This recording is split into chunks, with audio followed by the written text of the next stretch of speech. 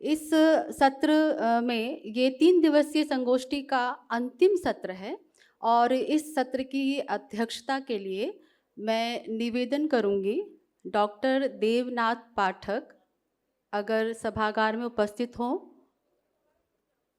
Doctor Debnath पाठक, लगता है वो चलिए ठीक है। इसके साथ ही इस सत्र की मुख्य वक्ता डॉक्टर टीकमणि पटवारी छिंदवाड़ा से ससम्मान आपको निवेदन करती हूँ कि मंच पर आएं और अपना स्थान ग्रहण करें।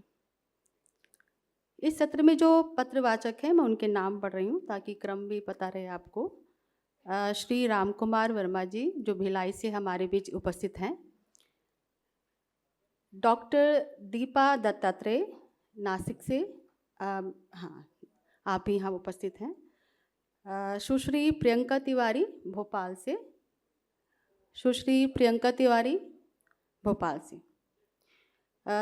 कुल मिला के 3 प्रपत्र पढ़े जाएंगे, एक मुख्य वक्ता का भी प्रपत्र हम सुनेंगे और अध्यक्षीय, हाँ डॉक्टर देवनाथ पाठक जी आपसे साग्रह निवेदन है कि आप कृपया मंच पर आएं और अपना स्थान ग्रहण करें ताकि हम इस सत्र को प्रारंभ कर सकें। आदरणीय पारे सर कुछ कहना चाहते हैं?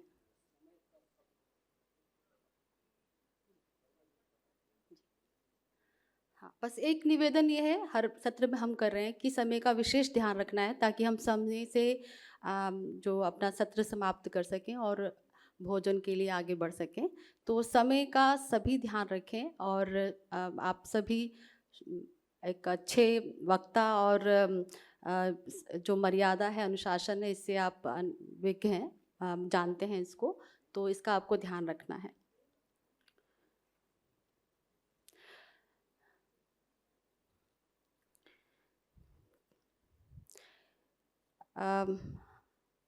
डॉक्टर अल्पना मैम से मैं निवेदन करूंगी कि हमारे आज के अध्यक्ष डॉक्टर देवनाथ पाठक जी के स्वागत के लिए कृपया मंच पर आएं और उनका स्वागत करें।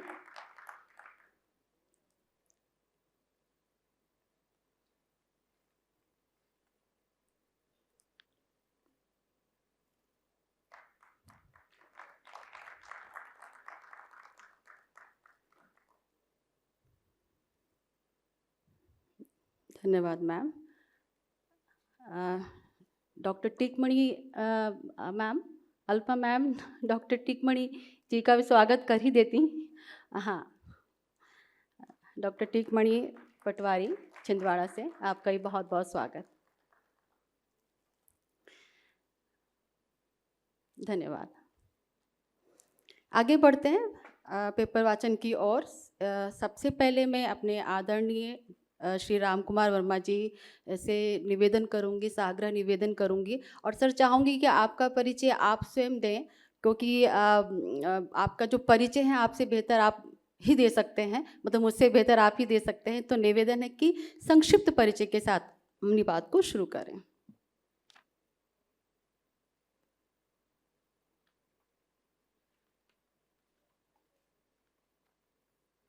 स्लाइड चलवा दीजिए।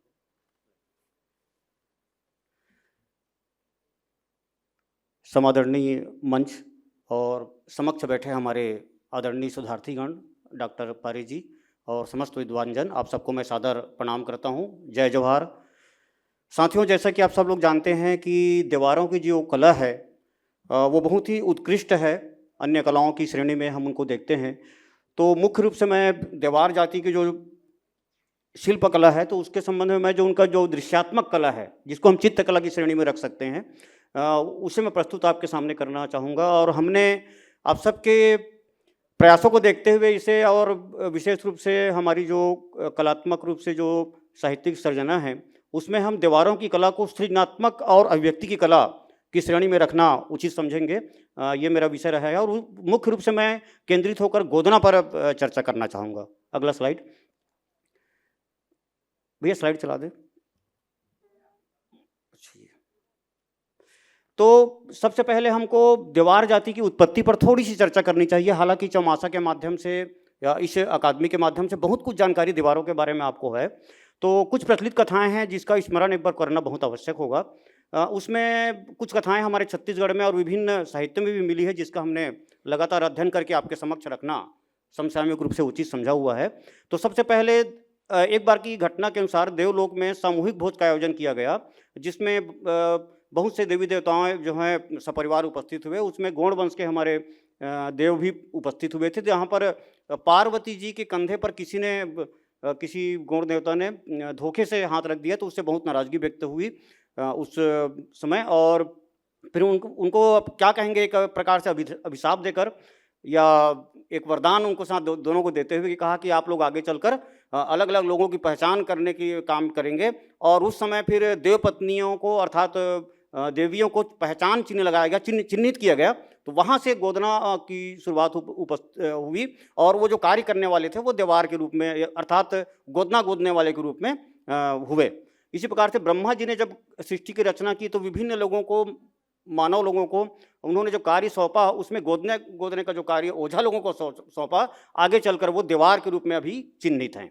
इसी प्रकार से अब हम अपने इस काल में आ जाएं, पौराणिक पृष्ठभूमि के बाद अगर हम इस लोक की बात करते हैं, आज से 10,000 साल पहले जब मानव अस्तित्व में आया, तो अगर हम अपने मुगल काल की बात करें, जब छत्तीसगढ़ में उस समय हैहय वंशीय राजाओं का जब यहाँ पर शासन था, तो राजा कल्याण शाह से लेकर के और भी जितने हमारे छत्तीसगढ़ हैं, आगे मैं गढ़ों की चर्चा करूँगा।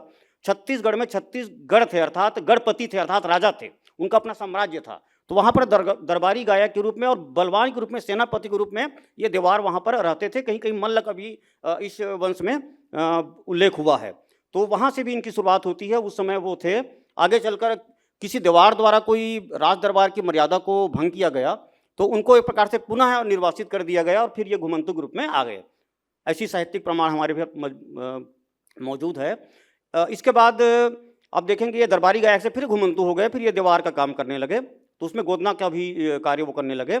इसके बाद दीवारों पर एक और बात आती है, ये पहले राज दरबारों में दिया बारा करते थे, दिया जलाने का काम करते थे, क्योंकि उस समय ऐसी व्यवस्था थी कि वो लोग प्रकाश करने वाले कुछ लोग रहे, महिलाएं भी उसमें रहती थी। तो वहाँ से ये दिया बार से देवार हो गए अपभ्रंश के रूप में। ये भी एक कथाएं वहाँ प्रचलित हैं। इसी प्रकार से देवदार नामक वृक्ष से इनकी उत्पत्ति माना जाता है, इसलिए भी ये देवार कहलाते हैं।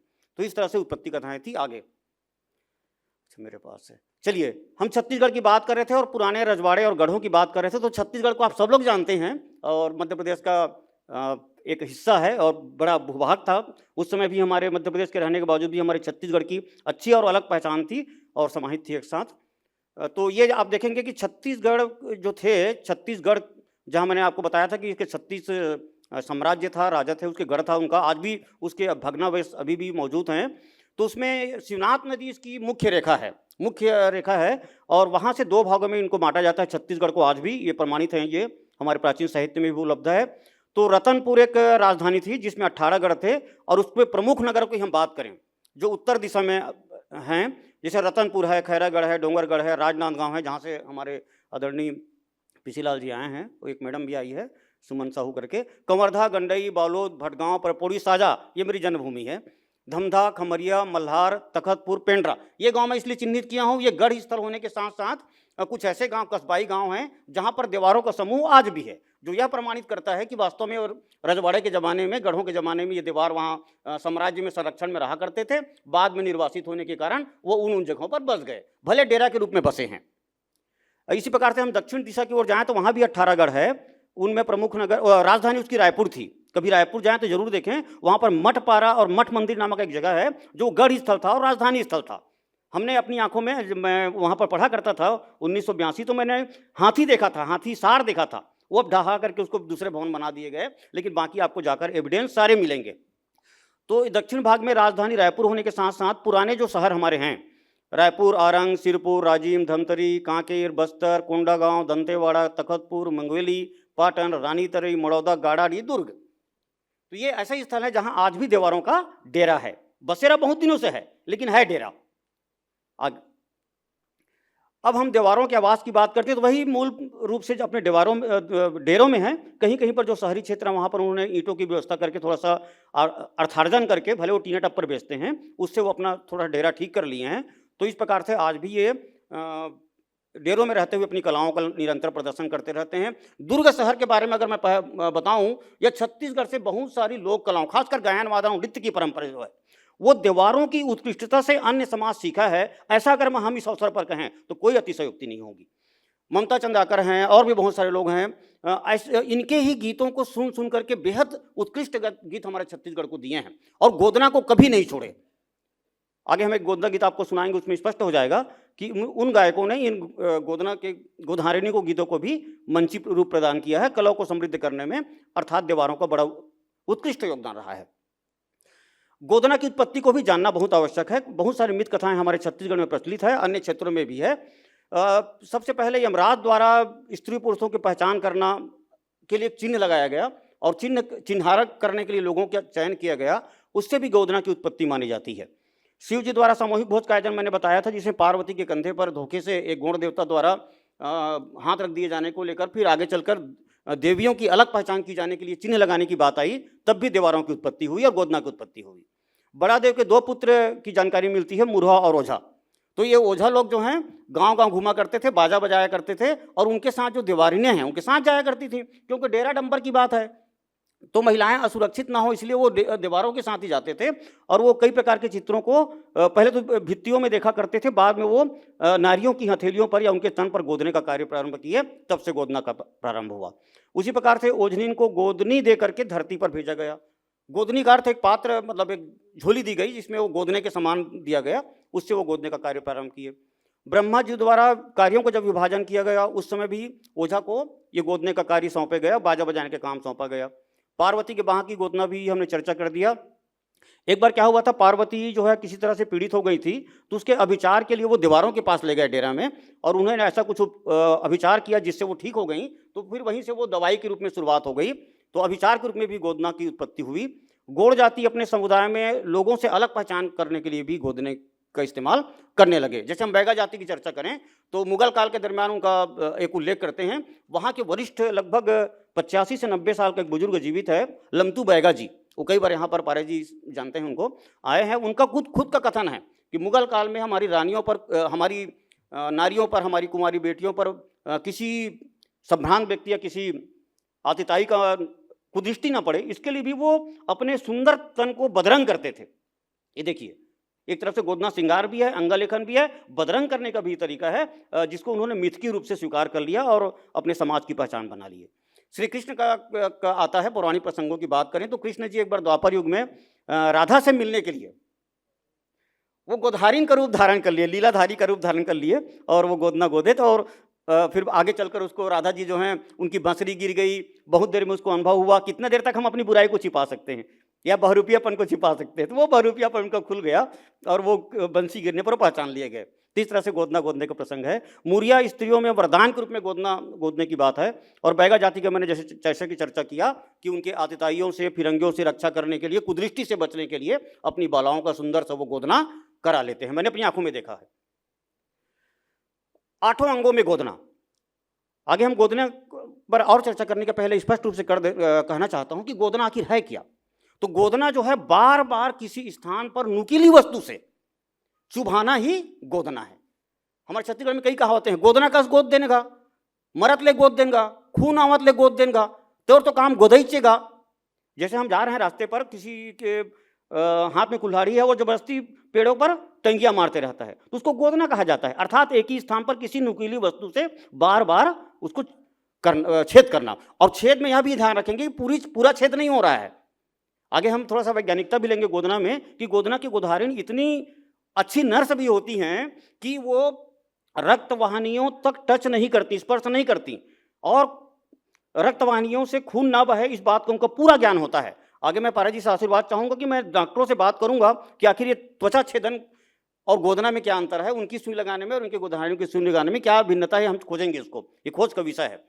तो हम 8वां अंग गोदना की बात करते हैं तो इसमें नक्सिक श्रृंगार की बात करें तो कोई अतिशयोक्ति नहीं होगी। मांस से लेकर के नाक, कान और हमें हथेलियां, दोनों तरफ पंजों में भी गोदना हमने देखा है इस दरमियान। और बड़ी सुंदर सुंदर आकृतियां बनाई जाती है, बहुत लंबी हो जाएगी इसलिए मैं बहुत ही संक्षिप्त में आपके सामने रखना उचित समझूंगा। कान में झुमका, बाह में पहुंचा, माथ में तो चंदा सुरूज का भी और छोटा सा टिपका वो लगा देते हैं। इसी प्रकार से छाती में सूता, हंसुली, जो गहने हैं, दरअसल जो हम गहने पहनते हैं उसी के प्रतीकात्मक रूप से गोदने के चिन्ह जो लगाया जाता है। बैगा की बात ही छोड़िए, अलग से कभी करेंगे। और कलाइयों में सुंदर सा नाम, मितानिनों का नाम। महिलाएं अपने मितान बदलने की परंपरा छत्तीसगढ़ में है, मित्रता, फ्रेंडशिप। उसमें क्या करती, एक हाथ में अपना नाम लिखा लेती हैं, या तो विवाह होने के बाद पति का नाम लिखा लेती हैं, अन्यथा अपनी मितान का, गंगा जल का, महाप्रसाद का, भोजली का नाम लिखाना अनिवार्य समझती हैं। और कहीं मेले हाट में भी, अगर बाजार में भी मुलाकात हो जाए, मड़ई मेला में, तो वहाँ भी वो गोधारीन अगर दिख जाए तो वो अपनी मितानों का नाम या गंगा जल का नाम लिखवा लेते हैं। कुछ बुजुर्गों को मैं आपको फोटो दिखाऊंगा, उसमें आप देखेंगे। तो इस प्रकार से 8 आप देख रही हैं महिला हैं। इसका नाम है तन्नू ठाकुर। ये गनियारी मेरे गांव के पास की है, मेरे स्कूल के पास की गो ठाकुर है ये। और ये सारंगढ़ क्षेत्र से आई है, तो इसलिए उसके गोदने में थोड़ा सा हमारे मूल मैदानी क्षेत्र से, छत्तीसगढ़ से थोड़ा सा अलग तरह का गोदना है। लेकिन ये इसके पूरे 8 अंगों में गोदना है। एक ही महिला का ये फोटो आप देख रहे हैं गोदना का। इसी प्रकार से हमने भी गोदना का अर्थ और अभिप्राय समझाने का प्रयास आपको किया था। एक ही स्थान पर बार बार नुकीली वस्तु से चुभाना ही गोदना है। ये देखिए, मैंने गोदना की प्राचीनता की बात कही थी साथियों। अभी अधिकांश हमारे शोधार्थी साथियों ने बड़ी मेहनत करके हर बात को किसी न किसी प्रमाण से जोड़ने का प्रयास किया है। तो हम तो ये चाहेंगे कि हमारा अध्ययन भी बताता है कि कोई भी कला की शुरुआत या किसी घटना की शुरुआत, किसी समसामयिक सार्वजनिक चीज़ों की जो शुरुआत है वो पौराणिक प्रसंगों से होता है। तो गोदने की शुरुआत भी इससे हुई है। महाभारत की चर्चा हम कृष्ण को लेकर कर ही चुके हैं। और आज भी देखेंगे हमारे गोदना की परंपरा में अगर वो टेटू के रूप में भी आ गया है, तो हमारे नवयुवक साथी, नवयुवतियां, मैं देख रहा था हमारी इसी अकादमी में काम करने वाले साथी के हाथ में ये गोदना है, राधा कृष्ण के। देखिए सुंदर सा मोर का पंख भी है, बांसुरी भी है। तो ये बताता है कि निश्चित रूप से हमारे द्वापर युग से लेकर के अभी वर्तमान युग तक प्रचलित होने वाली चीजें हैं। गोदना अंगा लेखन की एक कला है जो 64 कलाओं में, जिसमें महर्षि पाणिनि ने जो 64 कलाएं चिन्हित की हैं, उसमें से अंगा लेखन के रूप में जो जितनी प्रकार से हम शरीर को सजाते हैं, चाहे वो गोदना हो जाए, चाहे महावर हो जाए, चाहे मेहंदी हो जाए, और भी सिंदूर लगाने से लेकर के और भी जितने प्रकार के श्रृंगार हो सकते हैं जो अलग से गहने से हट के लगाए जाते हैं, वो अंगा लेखन में आते हैं। तो इसमें ये गोदना भी हमारी छत्तीसगढ़ का या अन्य क्षेत्रों में प्रचलित होने वाली ये जो गोदना है वो भी इसमें शामिल है। गोदना के उपकरण और यंत्र की बात करें तो पहले के ज़माने में मैंने आंखों में देखा है, बैगा जाति पर जब मैंने काम किया गोदने पे, तो बारीक बारीक सुई को 8-10 सुई को वो अलग अलग चित्रों के अनुसार, किसी में 2 सुई, किसी में 4 सुई, किसी में 10 सुई, किसी में 12 से लेकर के 20 तक सुई, ऐसे गुच्छे को बहुत पतली रस्सी से मान देते हैं, उसको बार बार चुभाते हैं। और इतने चुभाने में वो माहिर होती हैं, जैसे कि मैंने नर्स का उदाहरण दिया था कि खून ना निकले, इस बात को जरूर ध्यान देते हैं। और उसी के साथ शाही को डुबा डुबा करके वो चुभाते जाते हैं। फिर थोड़े से हम आगे बढ़ते हैं तो यंत्रीकरण का दुनिया आया, तो यंत्र आने लगे, तो गोदना का भी यंत्र आया। और आपको यह भी बताना चाहता हूं कि जैसे कि मैंने बार बार आपको कहा कि गोदना माने बार बार किसी स्थान पर चुभाना, तो अब चुभाना जो है मशीन में कैसे आएगा? तो ये वैज्ञानिकों ने देखा होगा, जिसने पहली बार देखा होगा, तो कंपन करने वाला, अर्थात बार बार आगे पीछे जैसे हमारी सिलाई मशीन में होता है, वो उसी तरह की प्रक्रिया से चलने वाली वो मशीन है जो गोदने के साथ काम करती है। उसमें सुई की तरह पूरा क्षेत्र नहीं होता, बल्कि एक दबाव करके वो त्वचा में प्रवेश कर जाता है।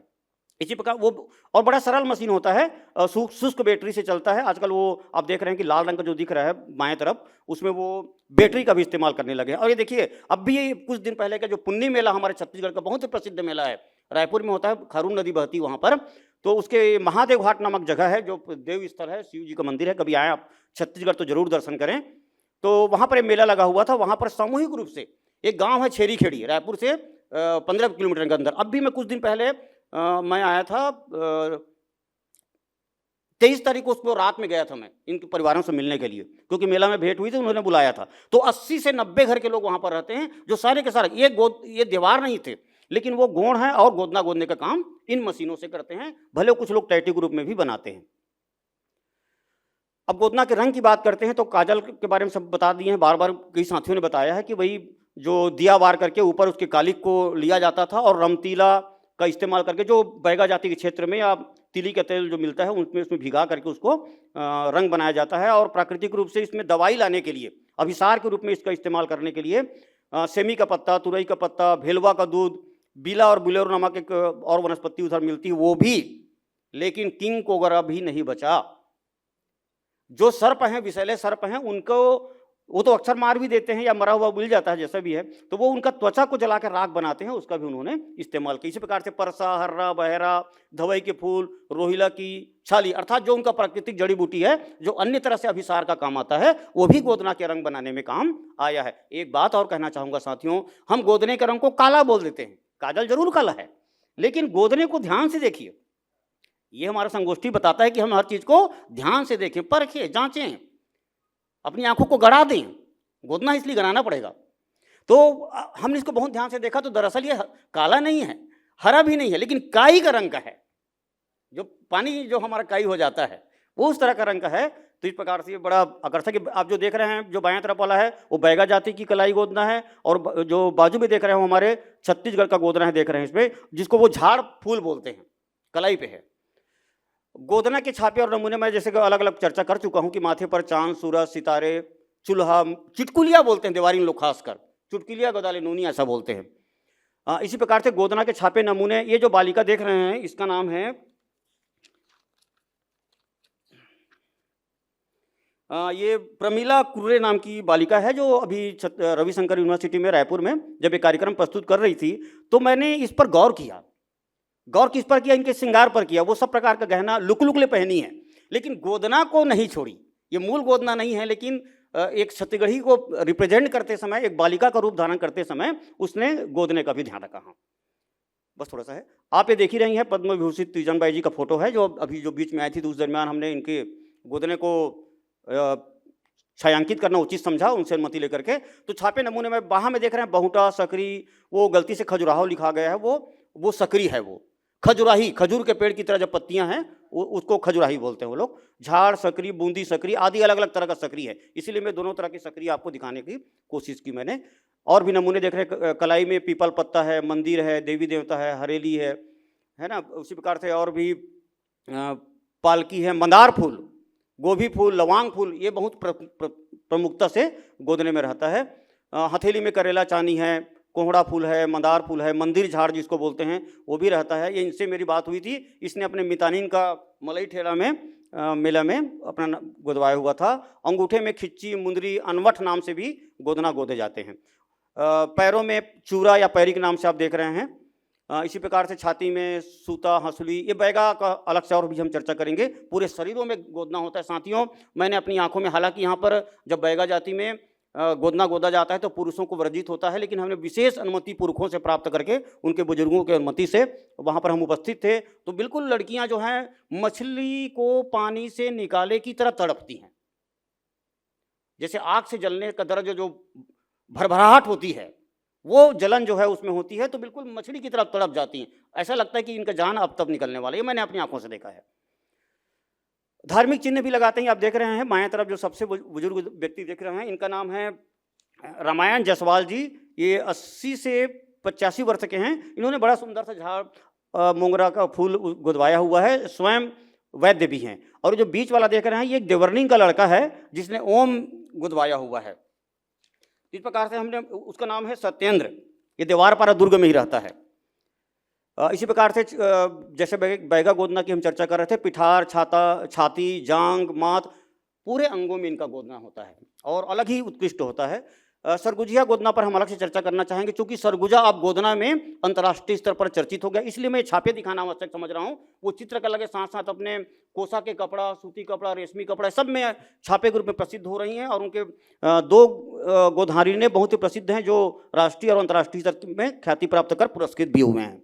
इसके बाद रमरमिया गोदना है, इसका अलग ही चैप्टर है, अलग बात करने की जरूरत है। आप देख रहे हैं कि पूरे शरीर में, मूलतः ये सतनामी समुदाय को बिलोंग करने वाली कम्युनिटी है जो आगे चलकर अपने आप को रमरमिया नाम से कर दिया और पूरे शरीर को राम को समर्पित कर दिया।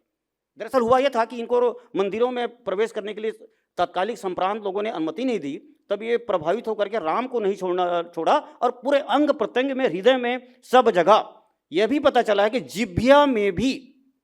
जीभ में भी राम को उन्होंने गोदने से अंकित कराया है, इसीलिए इस नाम समुदाय का नाम रमरमिया है। ये देखिए मेले में आप देख रहे हैं, है ना, पहले घरों में गोदना करते थे जा करके, वर्षों बाद मड़ई मेले में होने लगा, हाट बाजार में होने लगा, अब बड़े शहर इसके केंद्र हो गए हैं और टैटू के रूप में जगह जगह इसके शॉप भी खुल चुके हैं। ये देखिए आदरणीय पारे जी, ये हम उमा देवी को कई बार देखे होंगे, मुलाकात हुई है, एक बार यहाँ भी मेरी मुझसे मुलाकात हुई थी। उसी के दरमियान ये मैंने अपने कैमरे से फ़ोटो खींचा था। ये सुप्रसिद्ध देवारीन है जो गंडई राजनांदगांव की है, और इसी प्रकार से ये प्रज्ञेशनी नाम की एक चेचान मेटा बेमेतरा साजा ब्लॉक की है। इनसे हमारी मुलाकात हुई है। ये सुप्रसिद्ध गोधारिनी है ये। अब एक मज़ेदार शीर्षक आप देख रहे हैं, तब का गोदना आपका टैटू। है तो दोनों एक ही चीज़ है ना, टैटू गोदना का ही मूल रूप है, लेकिन अब टैटू ग्रुप में लोग इसको स्वीकार कर रहे हैं। आप देख रहे हैं नवयुवक साथी हैं, ये अपने अंग प्रत्यंग पर गोदना अपने ढंग से, विशेष रूप से माँ के प्रति बड़ा लगाव लोगों को होता है, तो वो माँ हैं और कई प्रकार के छापे और भी अपने मनपसंद से करने लगे हैं। तो मैं आपको पुनः एक बार डॉक्टर धर्मेंद्र जी पारे और सभी साथियों का, आदरणीय आज के हमारे अध्यक्ष, मुख्य वक्ता और संचालिका का धन्यवाद करता हूं। आपने मेरी बातों को बड़ा ध्यान से सुना। बहुत कुछ कहने की ज़रूरत है गोदना के बारे में, हम लगातार इसमें और भी मेहनत करेंगे। आप हमारा सहयोग करेंगे ऐसा मैं उम्मीद करता हूं। और छत्तीसगढ़ की समग्र धरती और कलाकारों के दीवार परिवार की तरफ से मैं आपका पुनः हृदय से स्वागत करता हूं। धन्यवाद। जय मध्य प्रदेश और जय छत्तीसगढ़, जय जोहार। गाना के बारे में एक छोटा सा मैं झलक, भैया एक तो वीडियो चला देना उसका। लता खापाडे जी हैं, बहुत सुंदर से गाई हैं, पिक्चराइजेशन, उनकी भावनाओं को देखिए आप। बस एक मिनट तो। कहाँ है? ये वार्ता था। आप ससुराल कहाँ है? तो जोर से बोलो। हाँ, ससुराल कहाँ है? हो तो ये जन आपके हाथ में जन गोदना दिखा थे, बड़ा सुग्घर दिखा थे, ये लग कब उम्र में गोदवा रहे हो आप? 16 साल में। तो शादी हुए पहली गोदवा है कि शादी हुए बाद? शादी हुई बाद। बहुत अच्छा। ये आपके बाहा में गला बड़ा सुंदर बहुता वाले गोदना दिखा थे। का सोच, तो अभी आप लोग कैसे लगते है गोदना? अच्छा लगता? हाँ, महतारी। अच्छा, गोड़ में गलत तो गोदना है, तो कब का उम्र में गोदवा रहे हैं? अब ससुराल जाकर आदमी विदा हो बियाह होता गोदना गोदा रहा। अच्छा, एक गाना मैं आपको सुनाना चाह रहा था। लोक कलाकारों ने गोदना को और दीवारों को पूरा महत्व दिया, ये मेरा महत्व था आपके सामने रखने का। अच्छा चलिए ठीक है, बहुत धन्यवाद। पुनः एक बार मैं आपका धन्यवाद करता हूँ।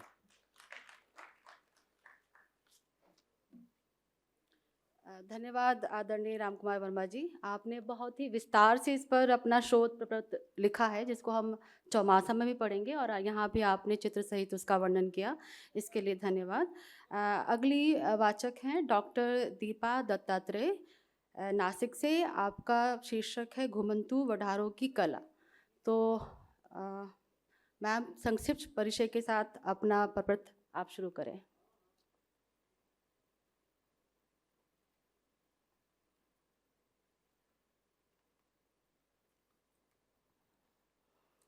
सबसे पहले आप सभी को मेरा सादर नमन। ऐसा कहा जाता है, वक्ता का वक्तव्य ही उसका परिचय होता है, और इस बात को मैं गौर फरमाकर मैं अपना परिचय अपने वक्तव्य से ही देना चाहूँगी। सबसे पहले तो इस मंच पर मंचासीन महानुभाव, दर्शक, दीर्घा में विराजित सभी प्रकृति पूजक सहयात्री, जिनके कारण आज मैं इस मंच पर उपस्थित हूँ, वह श्रद्धेय आदरणीय डॉक्टर पारे सर, आप सभी को मेरा सादर वंदे।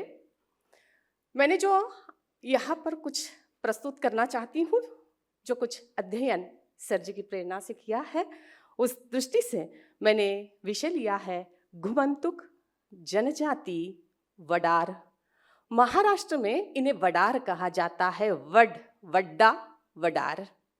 और इस दृष्टि से मैंने शीर्षक में परिवर्तन नहीं किया, क्योंकि अकादमी ने जो संगोष्ठी रखी है उसमें जो महत्वपूर्ण जो शब्द है उन्हें मैंने वैसा ही रखा है।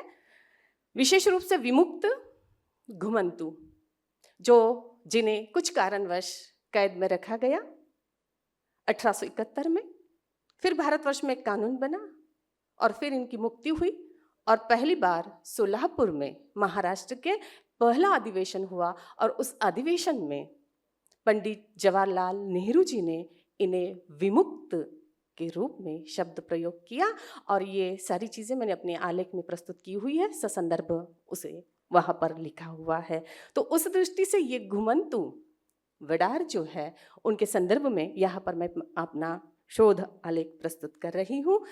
इस दृष्टि से देखा जाए तो दो शब्द यहाँ पर महत्वपूर्ण है, एक है कला और दूसरा शब्द है शिल्प। शिल्प और शिल्पकला ये भारत की विरासत है और शिल्प और शिल्पकला यहाँ की लोक एवं शास्त्रीय परंपरा के जो महत्वपूर्ण अंग है। हस्तशिल्प कला को जाति प्रथा के ढांचे में बांटा गया है और फिर भी इसका अपना कौशल जो भारतीय संस्कृति का अनमोल रूप है। तो इस दृष्टि से यहाँ पर मैं कुछ प्रस्तुत करना चाहती हूँ।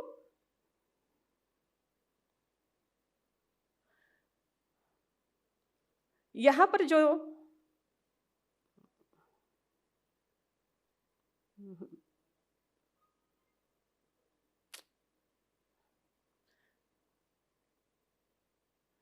ठीक है, मैंने संदर्भ दिया हुआ है, मैं इसके ऊपर कोई चर्चा नहीं करूंगी। भारत का राजपत्र जो है, ये राजपत्र में इस जाति का उल्लेख, इसका 3% का आरक्षण, इन सभी बातों को मैंने रखा हुआ है।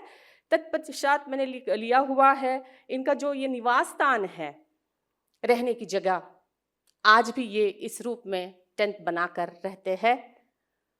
प्रयुक्त होती है साइकिल, उदर निर्वाह के लिए ही आमदनी पूरी नहीं होती है, बाकी चीज़ें जो परंपरागत रूप में है उसी रूप में चल रही है। तत्पश्चात है इनका घर परिवार। यहाँ पर एक स्त्री खाना बनाते हुए दिखाई दे रही है, बच्चा है, बैठे हुए हैं। पारंपरिक रूप में ही आज ये अपना घर बार सब कुछ छोड़कर घूमते रहते हैं और फिर जहाँ रहते हैं वही उनकी संस्कृति, वही उनका धर्म, वही उनके पूजक हमें देखने को मिलते हैं और जहाँ जैसा बसेरा मिल जाए बस उसी में ही अपना गुजरा कर लेते हैं। ये जो शिल्पकला, इस शिल्पकला के जो सृजनकर्ता है जिनसे मैं मिल चुकी हूँ, ये है श्री राजू हीरामन गायकवाड़, श्री भास्कर धोत्रे। इनसे मुलाकात होने के बाद, बातचीत होने के पश्चात बहुत कुछ मन को, जो कहते हैं ना, दिल को दहलाने वाली बातें इनसे सुनने को मिली। ये आज भी अपनी इस कला को, इस हुनर को जीवित रखे हुए हैं। खुद पत्थरों को जो है एकत्रित करने के लिए जहाँ बसे हैं वहाँ से दूर चले जाते हैं, पहाड़ियों में जाकर जैसा पत्थर उन्हें चाहिए उसे वो लेकर आते हैं। सृजन के जो प्रयुक्त होने वाली, सृजन में प्रयुक्त होने वाले जो इनके औजार हैं वो बहुत हमारे लिए सीधे साधे लगते हैं। बड़ी हथौड़ी है, छोटी हथौड़ी है, टकाई है, अन्य औजार जो है इन सब का प्रयोग ये करते हैं। पत्थर को तराशने की जो कला है वो परंपरागत रूप में, विरासत के रूप में इन्हें प्राप्त है। इसके लिए बहुत सारा अध्ययन उनका बचपन से होता रहा है। अपने पिता को, अपने दादा को देखकर ये इस कला को सीखते हैं। औजारों का जो प्रयोग है वो प्रयोग मैंने अभी जो उल्लेख किया है उस दृष्टि से करते हैं। बड़े पत्थरों को तोड़ने के लिए बड़ी हथौड़ी है, टकाई करने के लिए, पत्थरों को छीलने के लिए छोटी हथौड़ी, टकाई का प्रयोग ये करते हैं। और कोने में जो एक तार दिखाई दे रहा है वो इनका जो है माप है, जिसे हम मेजरमेंट कहते हैं। इससे मैंने उनसे पूछा कि बस आप चक्की बनाते हो, सिलबट्टा बनाते हो, तो उसको आप नापते कैसा है? तो उन्होंने मुझे ये उनका औजार जो है वो बताया और कहा कि बस यही हमारा औजार है, इसी से हम इसको नापते हैं, देखते हैं और उसी रूप में फिर सारा हुनर इनके हाथों में है, जो बिल्कुल बड़ी सावधानी से उन पत्थरों को बिल्कुल छोटी हथौड़ी, बड़ी हथौड़ी से ठोक कर, उन्हें तराश कर एक नई आकृति, नए आकार में प्रस्तुत करते हैं। औजारों का प्रयोग कर यहाँ पर ये जो पहले वाला, उधर से जो पहले वाला औजार है ना, उसमें ना दांत के रूप में कुछ दिखाई देता है, बीच बीच में कोने हैं, कटाई हुई है उसकी, लोहे की भी। तो डिजाइन बनाने के लिए, नक्काशी करने के लिए उनका प्रयोग वे करते हैं। और ये है, ये टकाई है। उसी रूप में इनके ये जो अन्य औजार भी है, उसमें छोटी टकाई है, बड़ी टकाई है, तो इन सब का अलग अलग प्रयोग है। जब हम उन्हें देखते हैं, मैंने कुछ वीडियो भी बनाए हैं, तब हमें पता चलता है कि वो किन औजारों का प्रयोग वो करते हैं। ये जो धोत्री जी है, स्वयं चक्की बनाने का काम कर रहे हैं। उन्होंने बनाई हुई कुछ चीजें हैं, सिलबट्टा है, दीपक है, पत्थरों से दीपक भी बनाते हैं। और ये दिए जो है खास करके नवरात्रि में प्रयुक्त होते हैं महाराष्ट्र के क्षेत्र में। उसकी खासियत ये है कि इन दियों में जो तेल रहता है वो इकट्ठा रहता है और बड़ी सी एक बाती, ताकि दीपक बुझे ना, अखंड रूप में वो चलता रहे। इस उद्देश्य से इन पत्थरों के दीपकों की मांग महाराष्ट्र में विशेष रूप में नवरात्रि के दिनों में होती है। उन्हीं का ये चित्र है। ये महत्वपूर्ण एक जानकारी जो महाराष्ट्र में है और उसमें भी कुछ विशिष्ट स्थानों में है। सटाना, कड़वन, धुलिया, इन क्षेत्रों में इन्हें कहा जाता है, ये पत्थरों के ऊपर बनाया हुआ मनुष्य का चित्र है। हमारे लिए चित्र है, मूर्ति है, आकृति है, लेकिन इसे वहां पर एक शब्द है, उसे कहा जाता है चीरा। और ये चीरे की खासियत ये है कि घर में जो मृत्यु होती है, मृत्यु के पश्चात उस व्यक्ति को याद करते हुए जो खेत है, जो अपनी जगह है, वहां पर इसे बिठाया जाता है। इसे चीरा कहा जाता है। इसके ऊपर पुरुष की, स्त्री की आकृति होती है। अब पुरुष जो मृत्यु हुआ है, विवाहित है, उसे वीर का चीरा कहते हैं। खानदेश महाराष्ट्र के जो क्षेत्र है उसमें यह विशेष प्रचलित है। घर में कोई जवान लड़की की मृत्यु होती है तो उसके नाम से मुंजा बिठाया जाता है। विवाहित पुरुष वीर के रूप में होता है, कुंवारी लड़की भवानी के रूप में, और कोई विवाहित स्त्री की मृत्यु होती है तो वह स्त्री वड डाकिन के रूप में स्थापित की जाती है। और ये सब बनाने का काम ये वडार जाति के लोग करते हैं। अब इन्होंने जो है, इनके इसके बाद के जो महत्वपूर्ण कुछ बातें हैं मैं उसको जरूर रखना चाहूंगी।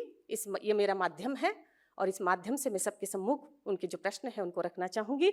विरासत के रूप में भले ही इन्होंने बच्चों को अब सिखाना कम कर दिया है, जो कि जारी रखना चाहिए। उनका कहना है हम शिक्षा से वंचित रहे हैं, हमने शिक्षा प्राप्त नहीं की है, कर नहीं पाए हैं, बस पत्थरों को लाकर तराशते रहे हैं। हम नहीं चाहते हैं कि बच्चे इस रूप में अपना उदर निर्वाह करें, वो पढ़े लिखे, वो इस कला को उनके हाथों में धरोहर के रूप में देना नहीं चाहते हैं। बड़े दुख के साथ मैं ये बात को आपके सम्मुख रख रही हूँ। मुझे भी बड़ा खेद हुआ। मैंने इनसे बात की, उनसे कहा कि ऐसा क्यों करते हैं कि कला लुप्त हो जाएगी। उन्होंने कहा कि नहीं, बस अब हमने जो सहा है, जो भुगा है, अब हम अगली पीढ़ी को वो विरासत में देना नहीं चाहते हैं। ऐसा ही कुछ। ये बुजुर्ग व्यक्ति है, इनकी उम्र 70-72 साल की है। ये छोटी चक्की बना रहे हैं। इसका उपयोग जो है दालें बनाने के लिए छोटी चक्की का ये उपयोग करते हैं। बड़ी चक्की आटा पीसने के लिए है। और इन सभी पत्थरों को तराश कर अपना उदर निर्वाह ये करते रहते हैं। इसके बाद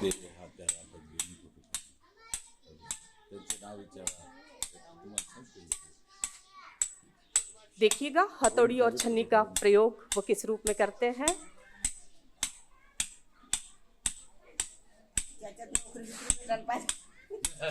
ये टोकून गेले आम्ही आता नोकरी बिक्री भेटायला पाहिजे आमचा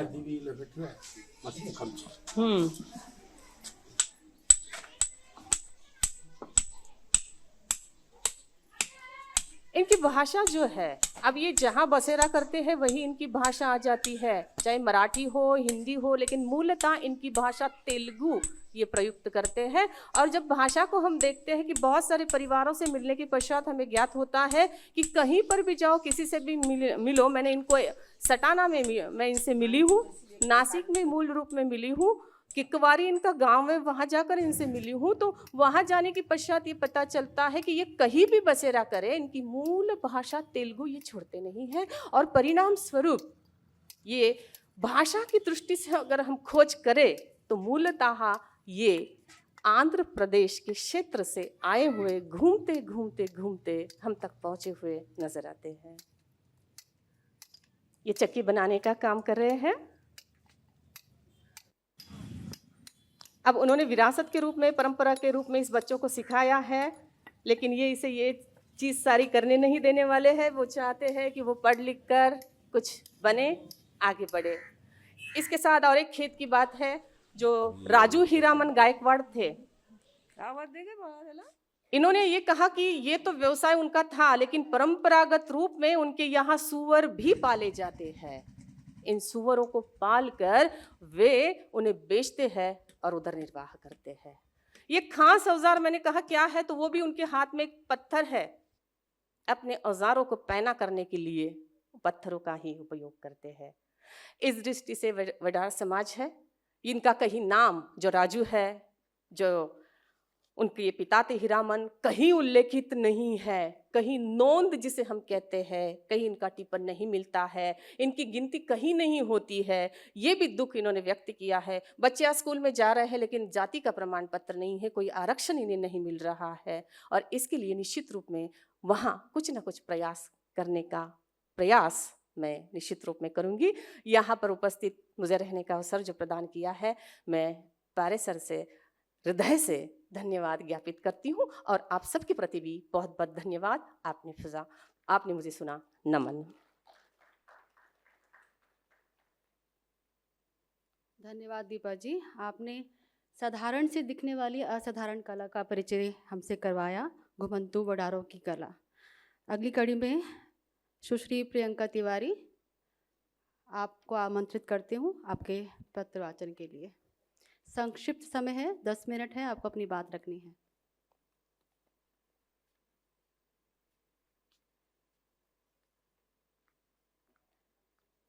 सभागार में उपस्थित सभी विद्वज्जन, मेरा विषय है कुचबंदिया समाज की शिल्पकला, जो छतरपुर जिले के विशेष संदर्भ में है।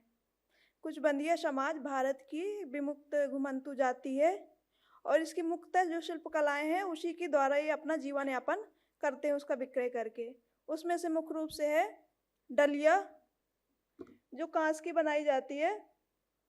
दूसरा है छीके से छीका जो छिवले से बनता है, और एक है रस्सी जो सन की सूत से बनती है, और कुछ पत्थर की वस्तुओं का ये निर्माण करते हैं, जैसे मूर्तियाँ, शिल आदि। जो टोकरी होती है, जो टोकरी दिख रही है आपको, ये कांस और आडा से निर्मित किया गया है। कांस एक घास होता है जो कुशा की तरह होता है, जो कुश होता है पूजा में यूज करते हैं, उसी की तरह होती है। और इसकी खेती होती है जून जुलाई के टाइम पे खेतों में उगता है, मेड़ों पे खेत की, और मुख्यतः धान के मेड़ों पे ही पाया जाता है, क्योंकि इसमें पानी की आवश्यकता होती है, और धान की खेती में पानी की और सिंचाई बराबर होती रहती है, तो इसको पानी उससे मिलता रहता है। और ये नवंबर दिसंबर के महीने में काट लिया जाता है, और काटने के बाद इसको 8 से 10 दिन तक सुखाया जाता है, छोटे छोटे गट्ठर बना के। और एक आड़ा होता है, जो उसकी भी खेती ऐसी ही होती है, मेड़ों पे ही होता है वो भी। उसको भी नवंबर दिसंबर में ही काटा जाता है, और इसके बाद उसको सुखाया जाता है 7 से 8 दिन। फिर इसके बाद उसकी वो होती छिलाई होती है, हाथों से छीलते हैं उसके। और ये जो चमकीली घास दिख रही है ऊपर, वो आड़े से निकलती है, और उसको बल्ला बोलते हैं। बल्ला को भी सुखाया जाता है। सुखाने के बाद उसमें कुछ रंग किए जाते हैं, जैसे इसमें रंग दिख रहा है, अभी और भी होगी,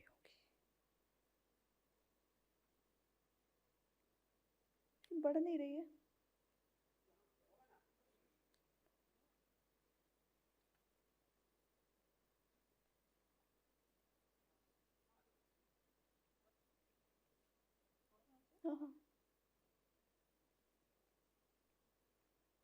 ये जो घास दिख रही है ना, ये कांस है, और जी, और ये जो ऊपर चमकीला सा दिख रहा है, ये आडा है, और आडे को छील के निकाला जाता है, बल्ला इससे बनता है।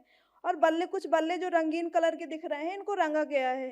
एक गर्म पानी किया जाता है किसी बर्तन पे, उसको गर्म करने के बाद उसमें कई सारे रंग डाले जाते हैं अलग अलग बर्तन पे, जैसे लाल और ये हरा और बैगनी, और इन पे इसको खूब खौलाया जाता है। फिर खौलाने के बाद ये बल्ले को डाल दिया जाता है, जो आड़ा निकाल के निकलता है। और निकलने के बाद इसको 3 से 4 दिन तक सुखाया जाता है। जब ये अच्छे सूख जाता है, फिर ये जो काँस होता है इसको एक आकार देते हुए ऊपर से ये बल्ला लगाया जाता है, जिससे सुनहरा दिखता है। और बल्ले के बीच-बीच में सुजनी से यूज़ करते हुए टोकरी का निर्माण किया जाता है। टोकरी के अलावा रोटी रखने की भी एक टोकरी होती है, जिसे आज के समय में कैसरोल कह सकते हैं। उसमें एक ढक्कन होता है और बहुत ही सुंदर होती है वो देखने में। शायद ये रंगा हुआ है, ये जो ऊपर रखा हुआ है बल्ला है जो रंगा हुआ है। और ये सुजनी, ये काँस की खेती है।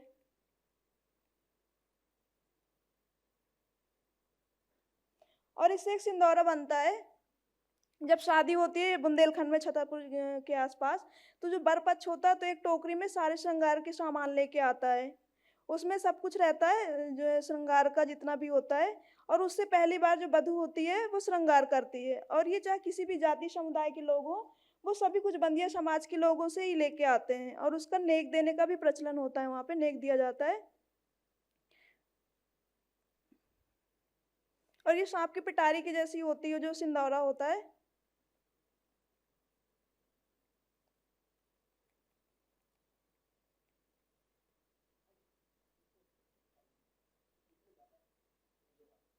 ये दूसरी होती है इनकी जो निर्माण शिल्प कला होती है, वो होती है छीका। छीका का उपयोग घरों में पहले दूध दही आदि रखने के लिए किया जाता था, टांगने के लिए। और छीके का निर्माण छ्यूल से होता है। छ्यूल की जड़ को काट के फिर उसको सुखाया जाता है 2-3 दिन। सुखाने के बाद फिर उसको पीटा जाता है। पीटने के बाद उससे एक रेशा निकलता है। और रेशा निकलने के बाद उसमें एक गांठ बनाते हुए उसमें रंग भी भरा जाता है। जैसे कि टोकरी में बनाया जाता है, रंग को रंग दिया जाता है, वैसे छीके में भी रंग होता है, छीके का जो रेशा होता है। और उसको गांठ लगाते हुए फिर छीके का निर्माण किया जाता है। इसके बाद फिर रस्सी का निर्माण होता है। रस्सी सन के सूत से होती है।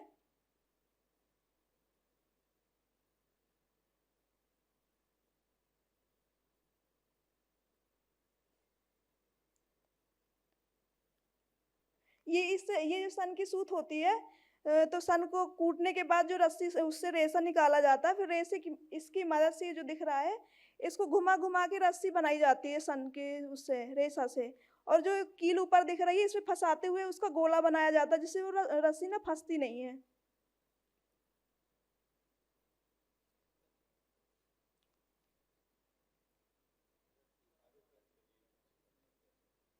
अच्छा, ये रस्सी है।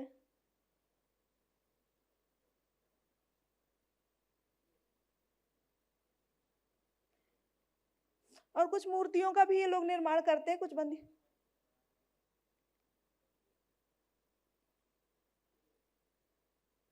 ये लकड़ी का होता है, सीलिंग फैन की तरह। अच्छा, ढेरा जी।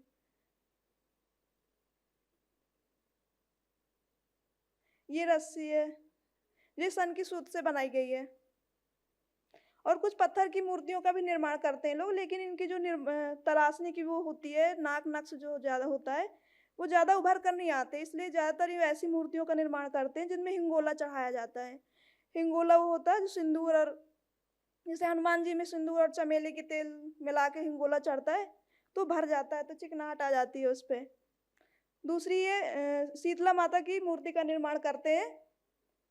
उसमें एक हाथ में उनकी टोकरी होती है और एक पे झाड़ू। और दूसरी चेचक की जो पूजा होती है, चेचक जब रोग हो जाता था ग्रामीण क्षेत्र में पहले, तो उनकी पूजा की जाती थी शीतला माता की।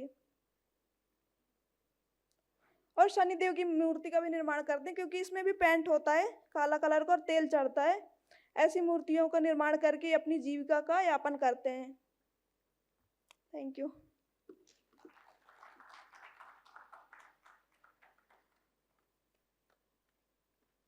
धन्यवाद प्रियंका। और आपने बिल्कुल अपने समय के अंतर्गत अपनी बात रखी। कुचबंदिया शिल्पकला के बारे में हालांकि विस्तार से चंदेला सर ने बात की थी, उसी का एक दूसरा रूप जिसकी प्रस्तुति आज प्रियंका भी हमारे सामने कर रही थी। अब हम बढ़ते हैं मुख्य वक्ता की ओर। मधुर और सौम्य व्यक्तित्व की धनी हमारी प्यारी टीकमणि पटवारी जी को मैं आमंत्रित करती हूँ आपके प्रपत्र वाचन के लिए।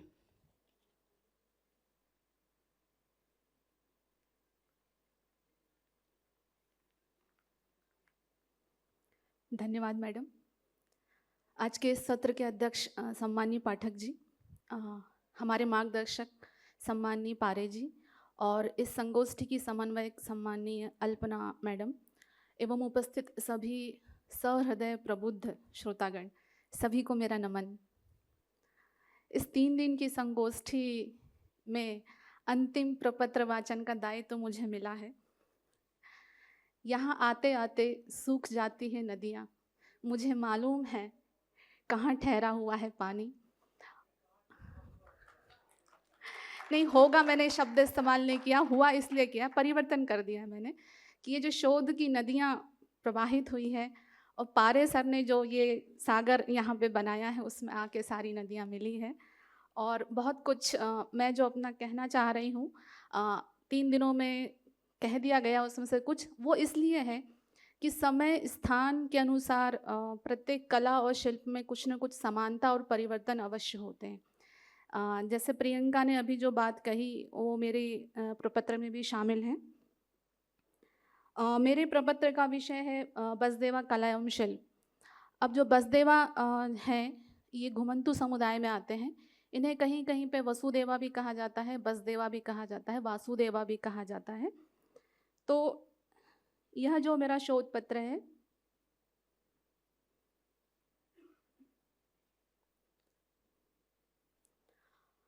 ये छिंदवाड़ा जिले के ग्राम टेमनी कला पोस्ट सांवरी बाजार के बसदेवा जो समुदाय है उस पर आधारित है। मैं इनकी कला और शिल्प के बारे में मूल रूप से केवल 3 बातें बताना चाहती हूँ। आप सभी जानते हैं कि बसदेवा जो होते हैं वो कथा आख्यान गायक माने जाते हैं। वर्तमान में जब हम जनसंचार के माध्यम से सूचना, ज्ञान और मनोरंजन प्राप्त करते हैं, पूर्व समय में जब ये साधन उपलब्ध नहीं थे तो जो ज्ञान और मनोरंजन का साधन होते थे ये बसदेवा होते थे।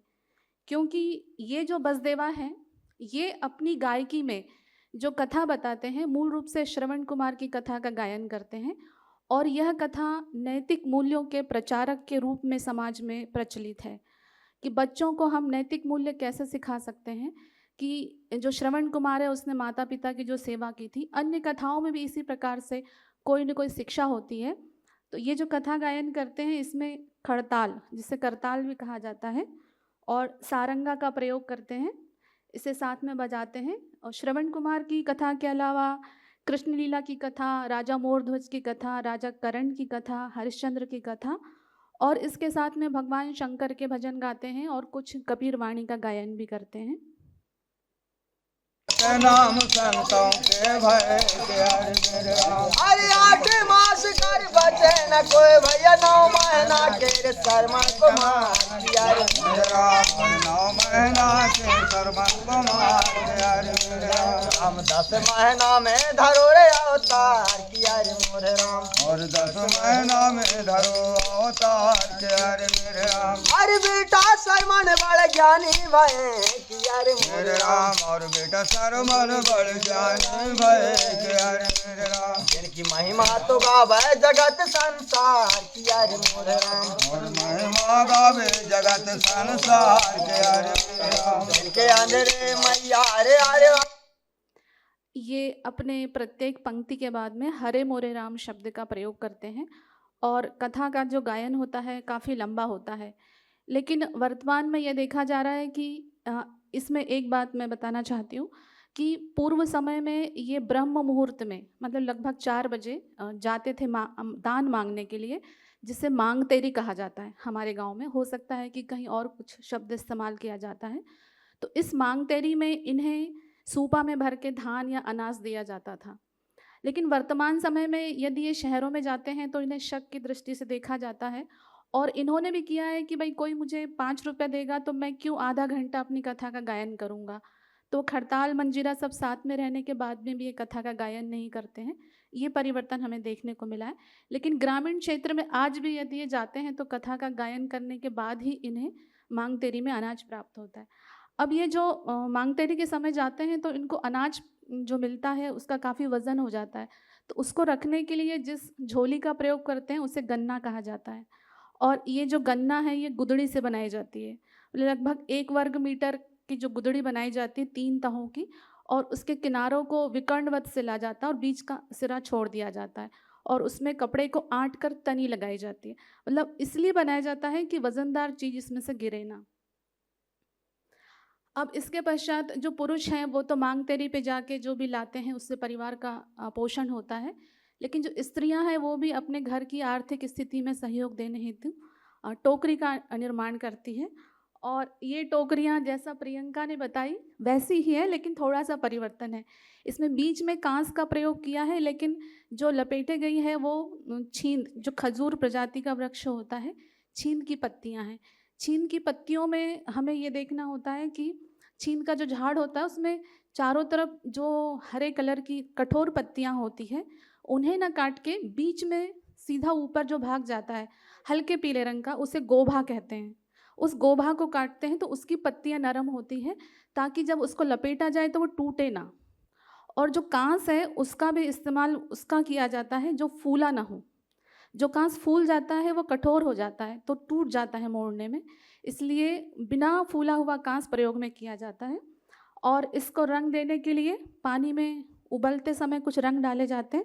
और आप चित्र में देख रहे हैं कि पत्तियों को 2 रंग में रंगा गया है। और फिर उसके बाद में अलग अलग टोकरी बनाई जाती है, जैसे साधारण टोकरी, बाल्टी नुमा टोकरी, ढक्कन वाली टोकरी। और इन टोकरियों का जो उपयोग है वो रोटी रखने के लिए या फूल रखने के लिए या अपनी आवश्यकता के अनुसार आप किसी भी तरीके से कर सकते हैं। और कहीं कहीं पे इसे देव रखने की जो झपली होती है ढक्कन वाली टोकरी को, उस तरह इस्तेमाल किया जाता है। ऐसे अच्छा, ये टोकनी की गोलाई के लिए इसको अंदर की ओर दबा के गोलाकार देंगे, मतलब इतना बड़ा बनने के बाद में। आप ऐसे करके ऐसे बना। अच्छा। ये अंदर का भाग हो जाएगा, वो अंदर का और ये बाहर का हो जाएगा। ये बाहर का भाग, ये अंदर का भाग। ठीक है, तो इससे अब जो टोकनी का ऊपर वाला सिरा बनेगा, ये टोकनी का आधार वाला बन गया, नीचे वाला है ना। अब हम टोकनी का बीच का भाग बनाएंगे। ये जो सूजा इस्तेमाल कर रहे हैं इसे बिदनी कहा जाता है। हाँ हाँ।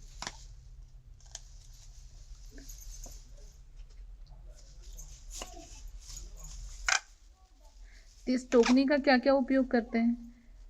इसमें जैसे वो रोटी रखते हैं। हाँ। रोटी के बाद में किसी किसी को शौक रहता है कि भाई किसी किसी में देवधामी होते हैं। हाँ, वो झपली बना लेते हैं। हाँ, इसकी देवधामी रखने की झपली वो भी बना लेते हैं। किसी को शौक है कि भाई हमको फूल तोड़ने वाला बनाना है। अच्छा, फूल भी रख सकते, पकड़ने वाला। हाँ, कि भाई फूलों की टोकनी। हाँ, हाँ, वो भी कर सकते हैं। और फिर बस मतलब अपने अनुसार टोकनी का जो भी उपयोग करना चाहे। हाँ। तो मैंने बचपन में ये देखा था कि मेरे यहाँ पे भी जो रोटी रखी जाती थी तो ये इसी टोकनी में रखी जाती थी बचपन में। हाँ, रोटी रखते हैं। नरम रहती थी इसमें रोटी। हाँ, नरम रहती है। जैसे हम स्टील के बर्तन है किसी में रखते हैं तो भाप में रोटी खराब हो जाती, पसीज जाती, पर इसमें रखने से वो पसीज। इसमें मैं एक बात जोड़ना चाहती हूँ कि जैसे प्रियंका ने भी बताया था कि कांस जो होता है वो मेड़ों पे होता है। तो पुराने ज़माने में जब हल से जुताई की जाती थी तो मेड़ को ज़्यादा जोता नहीं जाता था, तो कांस बहुतायत में मिलता था। लेकिन वर्तमान समय में जो ट्रैक्टर से जुताई होने लगी है तो इसमें जो जड़ है कांस की वो निकल जाती है, तो कांस बहुत कम मात्रा में इन्हें मिल रहा है। और मैंने इनसे पूछा कि भाई आपकी जो बहू बेटियां हैं उन्हें ये कार्य आता है या नहीं, तो उन्होंने बताया कि हमारे मोहल्ले में किसी को भी ये टोकरी बनाना नहीं आता है। लेकिन जब उनकी छोटी छोटी नातन खेल रही थी और मैंने उनसे पूछा कि क्या तुम सीखोगी, और फिर वो भाभी ने भी कहा कि हाँ मैं इन बेटियों को सिखाऊंगी, तो मुझे एक उम्मीद नज़र आई कि सभी कहते हैं कि यदि ये शिल्प है इसे संभाला जाए नई पीढ़ी को, तो सिखाने वाले का भी दायित्व है और सीखने वाले का भी उसमें उत्साह होना चाहिए। तो 3 दिनों से ये जो संगोष्ठी चल रही है मुझे लगता है अपनी पूर्ण सार्थकता की ओर, संपूर्णता की ओर जा रही है, और आप सभी ने मुझे धैर्यपूर्वक सुना और आप सभी का धन्यवाद।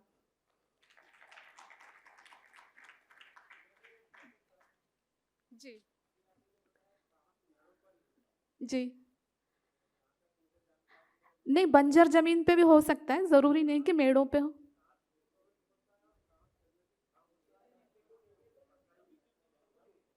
देखिए गांव में महिला यदि बनाएगी तो वो जंगल नहीं जाती कांस लेने, वो तो खेत की मेड़ से ही कांस लेती है। खेतों पर भी होता है, अंदर खेत के अंदर भी होता है, खेत के अंदर भी होता है कांस, मेड़ पर ही नहीं होता।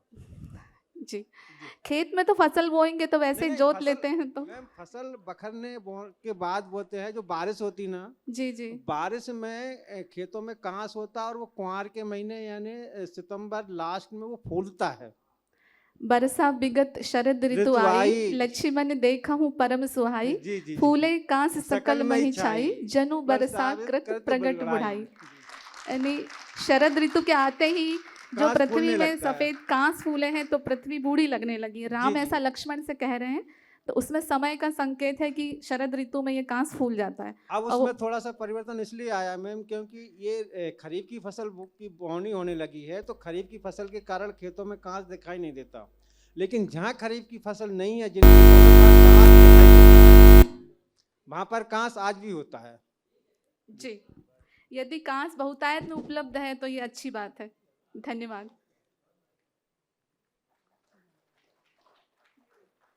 अध्यक्षीय उद्बोधन से पहले कोई प्रश्न अगर आपके मन में है तो अभी रख सकते हैं, 5 मिनट के लिए समय है।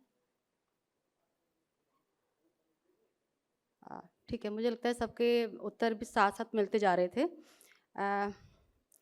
आगे बढ़ते हैं, अंतिम चरण की ओर हैं अब। आज के हमारे सम्मानित अतिथि और अध्यक्ष देवनाथ पाठक, उनका बहुत बहुत मैं पुनः स्वागत करती हूँ, और उनको आमंत्रित करने से पहले उनका एक संक्षिप्त परिचय देना चाहती हूँ। आपने अपनी शिक्षा MA, MPhil, PhD Jawaharlal Nehru विश्वविद्यालय दिल्ली से प्राप्त की, और तदुपरांत आज अभी वर्तमान में आप साउथ एशियन यूनिवर्सिटी में सहायक प्रोफेसर के पद पर कार्यरत हैं। आपकी रुचि सिनेमा, संगीत और थिएटर में है। इसके अलावा आपको आपके कार्यों के लिए कई पुरस्कार और सम्मान से नवाजा जा चुका है। बहुत एक लंबी सूची है मेरे सामने आपके लेखों के, प्रकाशित लेखों और शोध प्रबंधों के, उसको मैं नहीं पढ़ूंगी, लेकिन हमें आपके अनुभव और आपके ज्ञान का आज लाभ मिलेगा। और मैं चाहूँगी कि आज आप अपने उद्बोधन के साथ अध्यक्ष की टिप्पणी करते हुए अपनी बात हमारे समक्ष रखें और हमें लाभान्वित करें। स्वागत।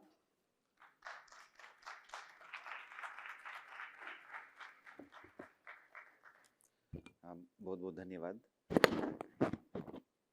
मैंने अनुरोध किया था कि थोड़ा संक्षिप्त ही रखा जाए परिचय। जो भी समय है उसका उपयोग जो थोड़ी बहुत बात है वो बताने में करना चाहता हूँ।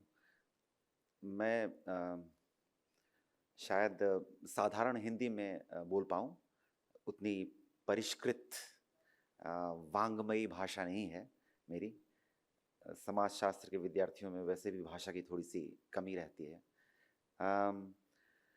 तो परसों से संगोष्ठी में मुझे ये लग रहा था कि शायद ये विचार विमर्श चल रहा था कि ये सही निर्णय लिया या नहीं आकर। शायद मैं अंदर का नहीं हूँ, बाहर का हूँ।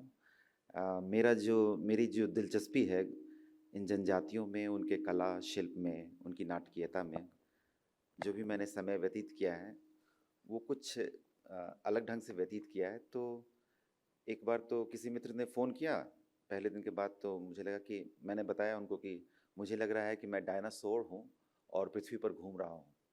तो मुझे तो कोई ख़तरा नहीं है, लेकिन हो सकता है कि संगोष्ठी में जो लोग हों उन्हें मुझसे परहेज़ हो जाए। तो फिर भी जितनी विनम्रता संभव है मुझसे उसको रखते हुए ध्यान में कुछ छोटी मोटी बात बताऊंगा जो मुझे नज़र आया। जो घुमंतुओं के बारे में जो विवरण मिलते रहे हैं इस सत्र में भी और इससे पहले भी, वो काफ़ी पर्याप्त हैं। उसको सुन के तो काफ़ी लोगों ने बहुत सारी उपमाओं का प्रयोग करके उसे बहुत ही बढ़िया ढंग से स्पष्ट किया है कि झनकृत हो गया सुन के या मंत्रमुग्ध हो गए सुन के। बहुत अच्छे अच्छे डिटेल्स आए हैं। जो विवरण हैं उसके बारे में तो कोई संदेह ही नहीं है। बहुत सारे लोग यहाँ पर काफ़ी अनुभवी हैं और उनके पास जो भी घुमंतु जनजाति उन्होंने चुना है, उनके जिस नाट्य शिल्प कला के बारे में उन्होंने अध्ययन करने की कोशिश की है, पर्याप्त जानकारी वो लेकर आए। उनकी डिटेलिंग अच्छी है और उससे एक बड़ा ही रसमय वातावरण बनता है। तो अब कंपैरेटिवली तो क्या कहेंगे, तुलनात्मक ढंग से मैं बाहरी हूँ, फिर भी मुझे लगता है कि जो कुछ मुझे समझ में आया है उसे शायद बताऊं तो किसी काम आ सके। शुरू में ही कुछ नए जो मित्र यहाँ बने उन लोगों ने पूछा कि बताइए आप क्या क्या करते हैं, यहाँ कैसे आ गए आप जैसे लोग। तो मैंने कहा कि मैं नोमैड का वर्ड का यूज़, एक शब्द आता है एंथ्रोपोलॉजी में, मानव विज्ञान में, नोमैड, तो वो यूज़ मैंने कहा कि मैं भी एक नोमैड ही हूँ। घूमता रहता हूँ, जहाँ कुछ अच्छा लगे तो पहुँच जाता हूँ। तो मुझे लगा कि यहाँ भी जाना चाहिए किसी में। और उसी तरह जो जैसे एक नोमैड होता है वो तंबू तो बना सकता है लेकिन अपना वो परमानेंट कोई स्ट्रक्चर नहीं खड़ा करता है, लेकिन वो हर एक तंबू के अंदर में कुछ ना कुछ उसकी जो खासियत होती है वो उत्पन्न करता रहता है। तो तंबू बदलते रहते हैं और साथ ही साथ उसका संवर्धन भी अपने आप में चलता रहता है। उसी तरह से कुछ करने की कोशिश कर रहा हूँ। लेकिन पहले जो श्री दुबे, श्री श्याम सुंदर दुबे का जो अभिभाषण मैंने सुना तो मुझे लगा कि मेरे जैसे जो बाहरी हैं, तुलनात्मक रूप से बाहरी हैं इस समुदाय में, जो शोधकर्मी समुदाय हैं, घुमंतुओं पर शोध करने वाले, उनके लिए शायद वो थोड़ा सा समर्थन व्यक्त करके चले गए। और समर्थन यही था कि हम सब रसिक हैं और अगर रसिक हैं तो बहुत हद तक घुमंतुओं जैसे ही होंगे, घूमते रहते होंगे। और उसमें मुझे थोड़ा सा समर्थन इसलिए मिल गया क्योंकि मूल रूप से जब मैं नाट्य शास्त्र को पढ़ता था किसी समय में बहुत दिलचस्पी लेकर और कोशिश करता था ये समझने की कि क्या भरत ऋषि भी इन घुमंतु कलाकारों से उनको भी कुछ सूचना प्राप्ति हुई होगी, उन्होंने कुछ सीखा होगा। कहा जाता है, बहुत सारी विवेचनाएं हैं नाट्य शास्त्र के बारे में। कपिला वात्स्यायन ने काफ़ी कुछ लिखा है भरत ऋषि के बारे में। तो ये माना जाता है कि भरत ऋषि भी, जैसे उस ज़माने में बहुत सारे विद्वान लेखक होते थे, वो फोक जो लोक संस्कृति के माध्यम से बहुत कुछ जानते थे और उसको लिखित रूप में प्रस्तुत करते थे, तो उनका ग्रंथ हो जाता था। लेकिन वो काफ़ी चीज़ें एकत्र करके वो ग्रंथ में डालते थे। तो ये संभव हो सकता है। ऐतिहासिक रूप से कितना इसके लिए साक्ष्य उपलब्ध है ये बताना कठिन है, लेकिन संभवतः नाट्य शास्त्र में जो बहुत ही विस्तृत हमें जानकारी मिलती है रसों के बारे में, अभिनय के बारे में, अभिव्यक्ति के बारे में, वो हो सकता है कि बहुत सारे घुमंतुओं से, उनकी लोक संस्कृति से इकट्ठे किए गए हों। वहाँ जो शरीर के बारे में, देह के साथ बहुत ही देहवादी नाट्य कलात्मक परंपरा का विस्तार नाट्य शास्त्र में मिलता है। तो वो देह के माध्यम से, देह को लेकर और भावनाओं को लेकर, इमोशंस को लेकर क्या क्या किए जा सकते हैं। तो मेरी जो एंट्री पॉइंट है वो वहाँ से है। इसलिए मुझे लगा कि मैं ये लंबा चौड़ा परिचय हो, इससे बढ़िया ये बताया जाए कि मैं कहाँ से एंट्री ले रहा हूँ, वो बेहतर एक समझ में आने वाली बात होगी। इससे पहले कि मैं जो कहना चाहता हूँ उस पर आऊँ तो थोड़ा और ये बता दूँ कि किसी ज़माने में लोकगीतों पर, मैथिली बोलने वाली महिलाओं के लोकगीतों पर, कुछ और भी लोग हैं शायद मैथिली बोलने वाले, तो उनके लोकगीतों पर जब मैं थोड़ा शोध करता था तो मुझे लगा कि ये महिलाएं तो घुमंतु नहीं हैं, उस ज़माने में ये लगता था कि घुमंतु नहीं है ये महिलाएं, लेकिन इनके जो गीत हैं वो अपने आप में घुमंतु हैं। और वहाँ से एक अंकुरित हुआ था ये विचार। और अभी हाल फिलहाल में जब मैं बहरूपिया से मिल रहा था राजस्थान में, तो वो विचार थोड़ा सा और ठोस हुआ, पूरी तरह से नहीं हुआ है अभी। वो ये कि शायद जो जनजातियां हैं वो घुमंतु तो हैं ही, लेकिन जो इनकी कला होती है, इनकी जो शिल्प होते हैं, इनकी जो नाटकीयता होती है, नाट्य शैली होते हैं, वो सब भी अपने आप में घुमंतु होते हैं। उन सब का भी मानव शास्त्र में डिफ्यूज़न करके उसका विस्तार किया गया है। उसके प्रसार को ध्यान में रखते हुए, वो कहाँ कहाँ फैला हुआ है, कहाँ कहाँ लोगों से जुड़ता है जाके, उस सब को ध्यान में रखते हुए कहा गया है कि ये सारी कला जो है, ये जो विधाएं हैं, ये भी अपने आप में घुमंतु हैं। सिर्फ लोग घुमंतु नहीं होते हैं, उनके जो धरोहर हैं वो भी घुमंतु हैं। वो भी जुड़ते रहते हैं चीज़ों से, उनके पास भी इन्फ्लुएंसेस, प्रभाव आते रहते हैं, वो भी दूसरों को प्रभावित करते रहते हैं। तो ये जो विचार था वो मुझे कभी भी ये मैं कभी ये मान नहीं पाया। जर्मनी में 18वीं शताब्दी में लोगों ने शुरू किया था ये कहते हुए कि ये सारे एंटीक्विटी की चीज़ें हैं, ये गायब हो जाएंगी, इसे समेटा जाए। अभी भी बहुत सारे फाउंडेशंस हैं, फोर्ड फाउंडेशन ने काफ़ी पैसे दिए। अभी जो मैं बहरूपिया पे काम कर रहा था, तो ये ICSR, Indian council of social science research, Hindi में क्या कहेंगे उसे, समाज विज्ञान अनुसंधान परिषद कुछ कहेंगे, काफ़ी पैसे दिए उसने मुझे ये पता करने के लिए कि कैसे इस संस्कृति को बचाया जा सकता है।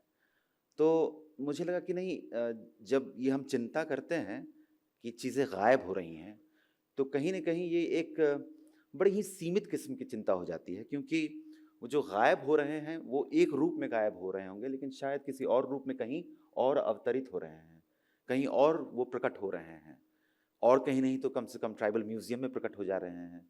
तो संभवतः ये बहुत ज़रूरी है कि हमें अपने जो शोधार्थी हैं उन्हें अपने दृष्टिकोण, उनके जो उपक्रम हैं, टूल्स, टेक्निक्स हैं, जैसे आप घुमंतुओं के उपक्रम की बात करते हैं, वो कटाई के लिए वो छेनी हथौड़े की बात करते हैं, उसी तरह जो शोधार्थियों के जो उपक्रम हैं, हमें लगता है कि हमें उसे हमेशा नया करने की ज़रूरत पड़ती है।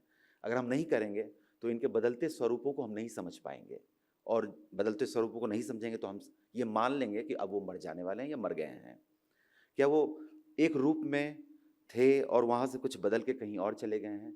इन विषयों पर बहुत अन्य देशों में भी बड़ी चर्चा हो रही है कि क्या वो मर जाते हैं या फिर वो रूप बदल के सामने आ जाते हैं।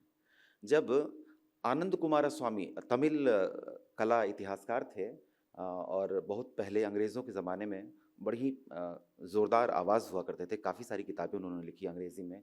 वो श्रीलंका में रहते थे, तमिल थे, और पूरे पश्चिम के देशों को भी उन्होंने सिखाया था कि भारतीय कला, संस्कृति, स्कल्पचर, शिल्प, पत्थर के पाषाण कला, इन सभी कलाओं के रूप बदल सकते हैं, बदलते रह सकते हैं। सभ्यता की यही निशानी होती है कि उसमें रूप बदल सकते हैं।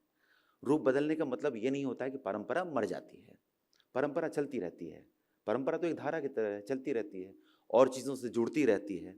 तो मुझे ये लगा, आनंद कुमारस्वामी से लेकर जो उस वक्त में बोल रहे थे, और A.K. रामानुजन सरीखे जो फोकलोरिस्ट हैं, लोक कला पर बहुत विशारद जिन्होंने हासिल किया हुआ था, वहाँ तक आएंगे तो आपको ये लगेगा कि परंपरा को ठीक से समझने की बहुत ज़रूरत है। अगर हम उन सारे चश्मों से देखने की कोशिश करेंगे जो यूरोप में बने थे किसी वक्त में, जिसमें यही कहा गया था कि ये ख़त्म हो जाएगा इसलिए इसका अध्ययन करो, इसके बचाव के लिए इसका अध्ययन करो, अगर उस तरह से वो सारे चश्मे वहाँ से आए हुए हैं। अगर आपको सचमुच में एक नया शास्त्र गढ़ना है इन चीज़ों के आधार पर, जिसका पूरा विस्तार से पिछले 3 दिनों में बड़ी अच्छी चर्चाएँ हुई हैं, अगर सचमुच में एक नया शास्त्र गढ़ना है तो हमें सोचना पड़ेगा कि हमें चश्मे भी अपने बनाने पड़ेंगे। तो या तो ये चश्मा है कि ये गायब होने वाला है, या एक दूसरा चश्मा है जिससे भी मैंने बहुत सारे लोगों को बहुत कुछ बोलते हुए सुना है।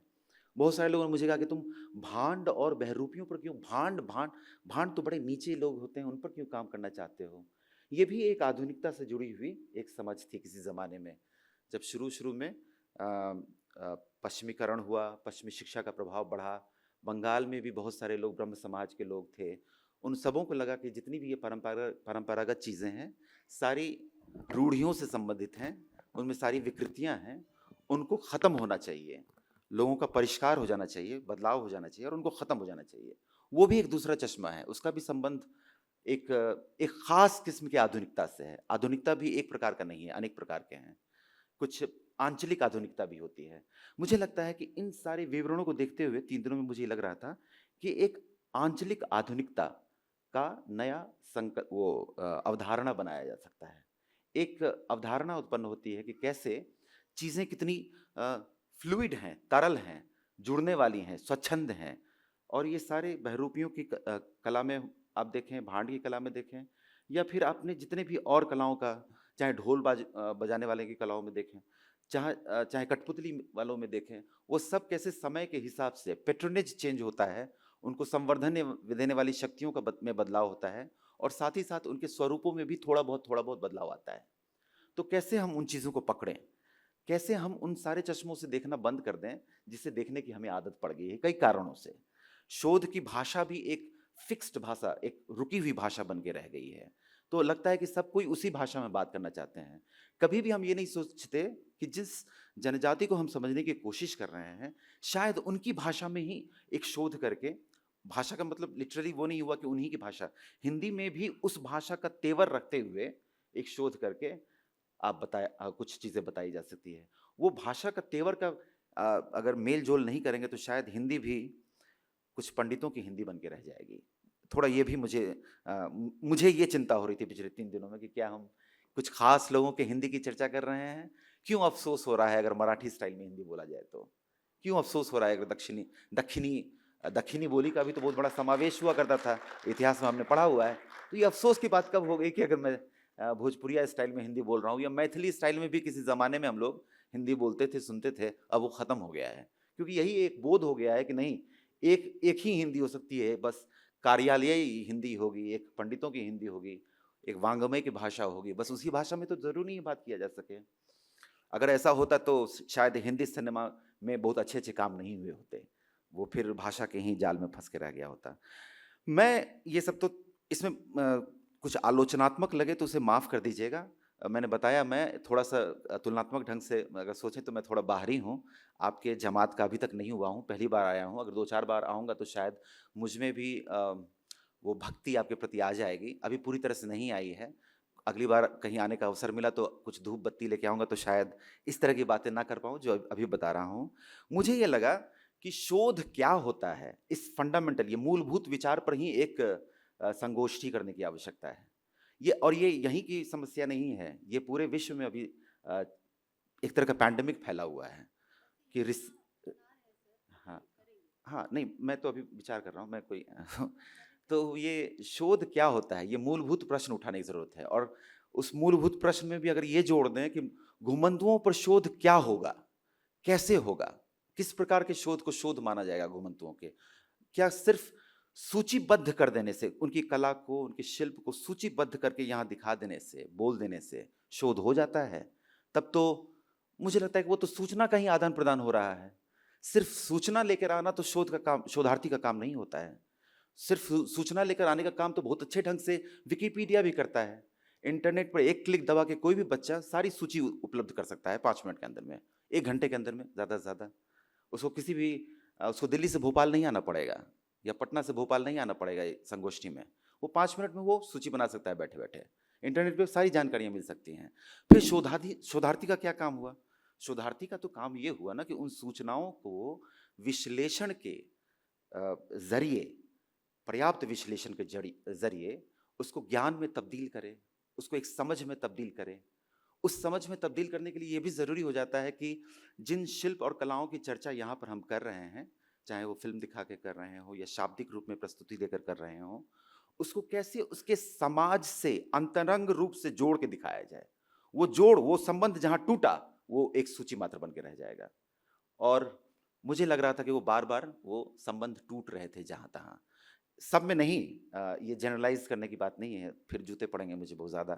तो लेकिन मुझे लगता था कि वो बार बार कहीं ना कहीं वो वीणा का तार जो था ना, वो वीणा से छूट के कहीं और जाके बजने लगता था।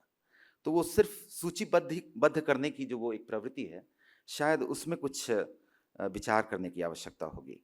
एक और जो चीज़ था वो ये था कि मैं अक्सर अपने पीएचडी स्टूडेंट्स को बताता हूँ, जो भी मेरे शोध छात्र हैं, कि अपने वो मैदान में जाने से पहले, लोगों के बीच जाने से पहले, अपने प्रश्न को लेकर जाने से पहले ये सोच लो कि तुम कितने बड़े तांत्रिक हो। अगर कोई शोधार्थी तांत्रिक नहीं है, तांत्रिक माने बताऊंगा अभी, अच्छा तांत्रिक नहीं है तो वो शोध नहीं कर पाएगा, वो कुछ और कर लेगा, वो शोध नहीं कर पाएगा। तांत्रिक माने जैसे मेथोडोलॉजी जो होता है, उसको अगर हिंदी में ट्रांसलेट करें तो वो लिटरली तंत्र कहा जाता है। मेथोडोलॉजी, तंत्र शास्त्र। तो वो तंत्र शास्त्र को जो जानेगा वो तांत्रिक होगा, आज के युग का तांत्रिक होगा। कोई ज़रूरी नहीं है कि वो अघोरी की तरह शमशान में जाके तंत्र का अभ्यास करे। वो समाज में, भोपाल में, गांव में, शहर में, दिल्ली में, कहीं भी उस तंत्र के माध्यम से जगह को, लोगों को, उसके अभ्यासों को, उसके कला को, उसके प्रदर्शन को समझने की चेष्टा कर सकता है। मुझे लग रहा था कि मेथोडोलॉजी कहीं भी एक चिंता का विषय नहीं था। पिछले 3 दिनों में कहीं भी ये बोध नहीं था कि किस तंत्र के माध्यम से ये बात कही जा रही है, क्या वो मेथड है, क्या वो अवधारणाएं हैं जो आपको दिशा निर्देश दे रहे हैं इन कलाओं के बारे में ये सब कहने के लिए। ये समझ में नहीं आ रहा था, कहीं भी ये अभिव्यक्ति नहीं आ रही थी, कहीं भी ये एक जो सेल्फ ऑनेस्टी होता है, अपनी तरफ से ये स्पष्ट कर देना कि देखिए मैं इन चीज़ों को इस रूप से देखने की कोशिश कर रहा हूँ, वो नहीं समझ में आ रहा था। मैंने ये भी देखा कि जो शोध होता है उसकी शुरुआत ही होती है शोध प्रश्न से। मुझे लगा कि कोई शोध प्रश्न नहीं है, तो बिना प्रश्न के हम क्या ढूंढ रहे हैं, सिर्फ उत्तर ही उत्तर हैं, प्रश्न है ही नहीं। और शायद यही वजह है कि यह हो सकता है कि समय की व्यवस्था के कारण भी बहुत सारे सत्रों में प्रश्न उत्तर नहीं हुए, और जहाँ प्रश्न नहीं होता है वहाँ पर बहुत बड़ा खतरा होता है। वहाँ पर घुमंतु जनजातियों के नाट्य शिल्प के लिए भी खतरा होगा, और वहाँ पर बौद्धिक चेतना, विकास, इन सब चीज़ के लिए खतरा हो जाएगा। वैसी स्थिति में भारती को चरितार्थ करना बड़ा मुश्किल हो जाएगा। तो लेकिन एक कई संभावनाएं भी उत्पन्न होती हैं। ये सब तो कुछ आलोचनात्मक बात हो गई। एक बहुत बड़ी जो संभावना उत्पन्न होकर सामने आ रही थी लगभग हर एक प्रस्तुति में, वो ये थी कि वीडियो डॉक्यूमेंटेशन का बड़ा अच्छा प्रयोग हो रहा था। कई बार तो मुझे ये लगता था, और बाकी लोगों को भी लग रहा था, वो दर्शकों में ये बोल भी रहे थे, कभी कभी सुनाई भी पड़ता था कि थोड़ा और देखने दीजिए, थोड़ा और चलाइए। तो लगता था कि वो वीडियो डॉक्यूमेंटेशन जो है वो हमारी शाब्दिक प्रस्तुति से ज़्यादा जीवंत हो गया है, वो शायद ज़्यादा ईमानदार प्रयास दिख रहा है, उसमें भावनाएं कुछ ज़्यादा ही दिख रही हैं, वो बेहतर प्रस्तुति है। और मुझे ये लगा कि संभवतः ये संभावना भी तलाशनी चाहिए कि कैसे विजुअल डॉक्यूमेंटेशन ज़्यादा किया जाए, कैसे विजुअल आर्काइव एक बनाया जाए जो ये जनजातियां हैं उनके नाट्य और शिल्प को लेकर। शायद वो विजुअल आर्काइव अगर वो वेबसाइट पर उपलब्ध हुआ, म्यूज़ियम के वेबसाइट पर, तो देश विदेश से कहीं भी लोग उसको रेफ़र कर पाएंगे। फिर हमारा काम एक रेफरेंस मटेरियल हो पाएगा दुनिया भर के लिए। हम ही क्यों किसी को संदर्भ में, हम ही क्यों जाके उनको संदर्भ बनाएं, वो भी हमें संदर्भ बना सकते हैं। तो ये विजुअल डॉक्यूमेंटेशन जो है, चाहे ये जितने भी काम थे उनमें चाहे मैं कितना भी दोष दिखा दूं, लेकिन उनका जो विजुअल डॉक्यूमेंटेशन सामने आ रहा था उसमें बड़ी संभावनाएं मुझे नज़र आ रही थी। अगर विजुअल डॉक्यूमेंटेशन को भी एक कैटेगरी के रूप में प्रस्तुति का साधन बना दिया जाए ऐसे संगोष्ठियों में, तो शायद और ज़्यादा निखर के बात सामने आ सकती है। इस तरह की और भी बहुत सारी बातें हुई। लगभग हर एक सत्र में मैंने काफ़ी सारे प्रश्न एकत्र किए थे। मैं पूछना चाहता था, कई बार तो मैं संकोच से नहीं बोल पाता था। मुझे लगता था कि ये लोग इतनी अच्छी हिंदी बोलते हैं, कितना अच्छा उसमें धूप माला सब, पुष्प गुच्छ सब जैसा लग रहा है, बोध हो रहा है, और मैं तो बस वो कांटों जैसी हिंदी बोलता हूँ, साधारण सी, तो फिर कैसे बोलें। फिर कई बार लगा कि नहीं, मेरी जो चिंताएं हैं शायद वो उसी डायनासोर की चिंता है जो गलती से पृथ्वी पर आ गया है। तो मैं यहीं पे बात ख़त्म करूँगा। धन्यवाद।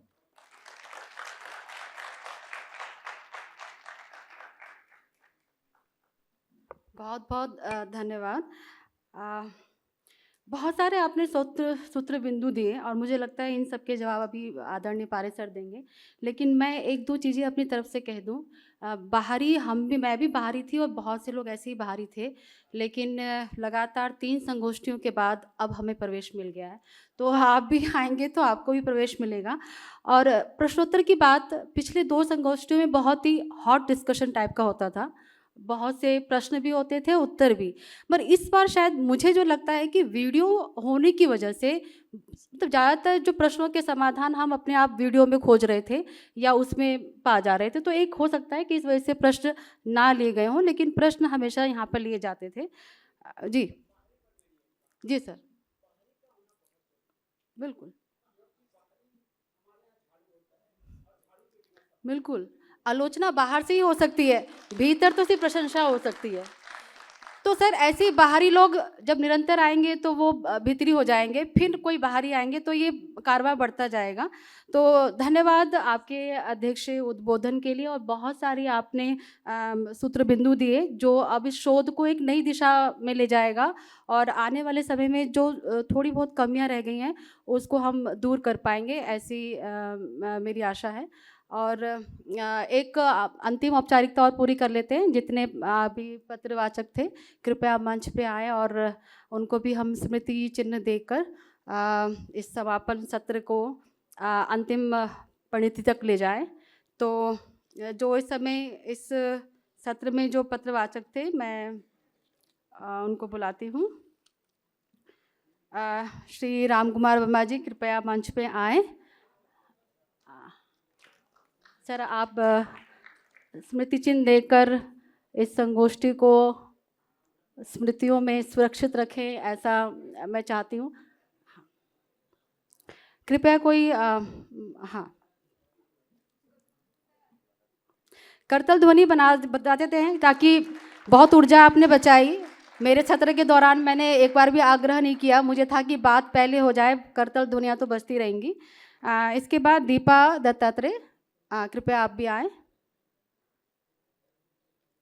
दीपा दत्तात्रेय, हाँ। अगले प्रियंका आप भी आए।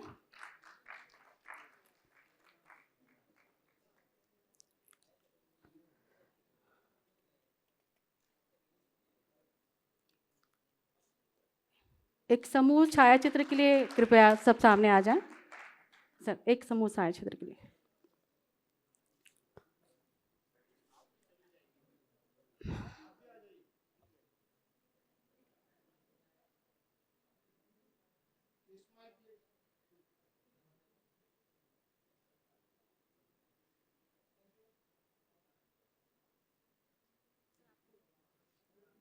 हाँ, एक महत्वपूर्ण सूचना के साथ जो प्रतिपुष्टि पत्र हैं आपके पास भर के जरूर देते जाएं। और औपचारिक समापन के लिए मैं आदरणीय पारे जी को बुलाना चाहती हूँ। सर आएँ और औपचारिक समापन आप ही करें।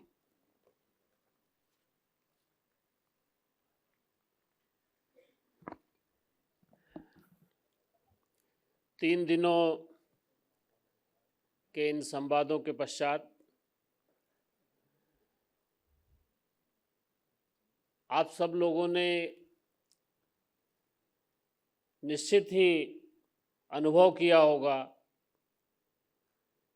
कि ये संगोष्ठी अकादमी जितने अच्छे रूप से कर पाती है, इस सभागार में हम कुछ लोग सामने बैठे होते हैं, कुछ यहाँ बैठे होते हैं, लेकिन बहुत सारे लोग ऐसे होते हैं जो अदृश्य होते हैं।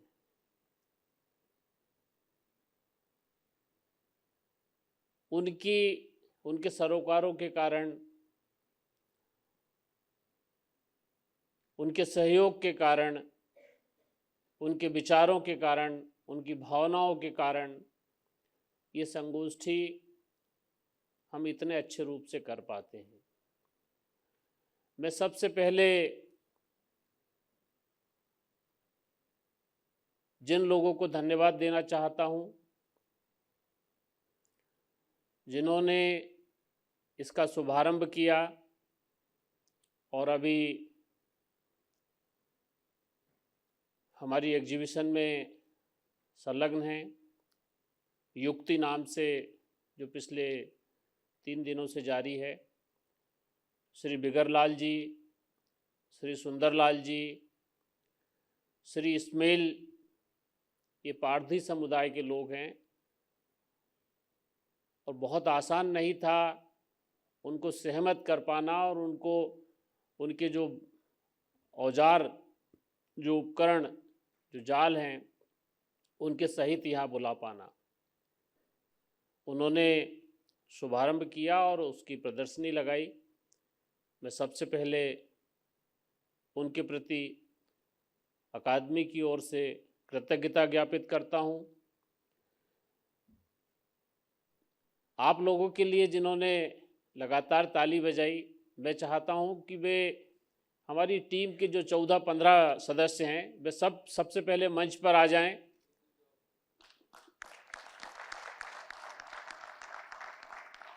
इन लोगों ने ये तीसरी संगोष्ठी इन लोगों की वजह से बहुत अच्छे से हो पाई। बहुत सारे अतिथि इस बात को लेकर चिंतित थे कि मुझे 4 बजे 4:30 बजे स्टेशन से कोई लेने आएगा नहीं आएगा। वो कई बार तो कुछ विद्वानों ने शिकायत तक की, ऊपर तक शिकायत करते थे बिना किसी कारण के, बिना किसी अनुभव के। उन लोगों ने लेकिन जाते समय ये कहा कि नहीं, वो आधे घंटे पहले से सक्रिय थे और हमको कॉल कर रहे थे। ये हमारी पूरी टीम है। शुभम चौहान है, आशुतोष किसी काम में लगे होंगे, आशुतोष हैं, आशुतोष मालवी। ये राहुल तिवारी हैं जो रात भर जाग लेते हैं, मुझे आश्चर्य होता है। श्री राम है, देवांशी है, ऋषभ है, सुभाष जिन्होंने मरसान के ऊपर बड़ा अच्छा पेपर भी पढ़ा, देवेश है और विधि है, और वो अभी काम में लगा मोबाइल के, अभिषेक मिश्रा। ये टीम ने, इनकी वजह से हम लोग बहुत सुकून से, बहुत शांति से संवाद सत्र आयोजित कर पाए। तो मैं इन लोगों को भी धन्यवाद देता हूँ और फिर आप सबकी तरफ से धन्यवाद देता हूँ। हाँ मुझे टोपी पहने देखा तो कुचेकर साहब को लगा कि इनको भी टोपी पहनाया जाना जरूरी है, तो आप पहना दीजिए अपने हाथ से।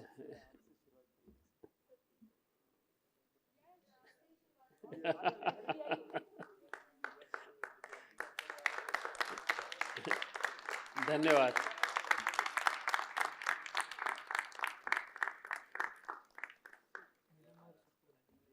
हाँ, मैं क्रमशः जिन लोगों की जानकारी दे रहा हूँ, हमारे कार्यक्रम की संयोजक अभी नेक की भी प्रभारी हैं और अपने कॉलेज में नेक भी संभाल रही हैं, अस्वस्थ भी रहती हैं।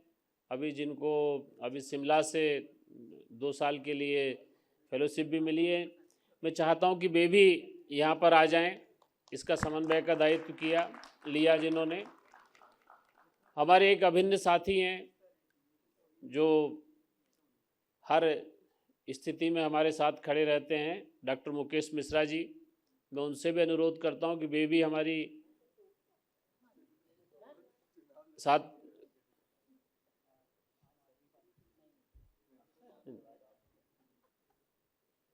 ये बड़ा मांगलिक अवसरों पर आमतौर पर टोपी दी जाती है, हमारे यहाँ तो ये परंपरा रही है, तो बड़ी खूबसूरत है।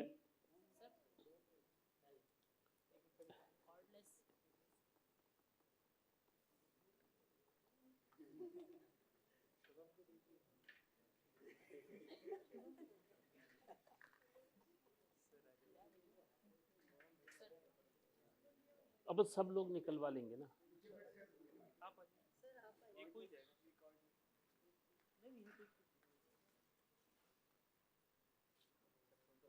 सर आप भी जाइए।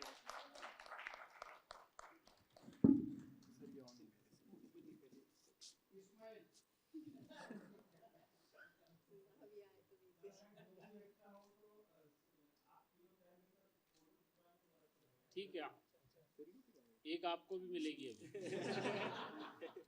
धन्यवाद। आप तो पूरे प्रदेश को पहनाते रहते हैं। इन 3 दिनों में अलग अलग प्रदेशों से यहाँ लगभग 1-1.5 महीना जिन्होंने श्रम करके अपने आलेख लाए और जिसकी प्रस्तुति दी, मैं उन सब के प्रति आभारी हूँ। और मुझे तीनों संगोष्ठियों में ये लगा कि संगोष्ठी का समापन जैसा कुछ होता नहीं है। हम लोग जो काम कर रहे हैं ये एक सतत चलने वाला काम है। अलग अलग समय पर हम संगोष्ठी आयोजित करते हैं।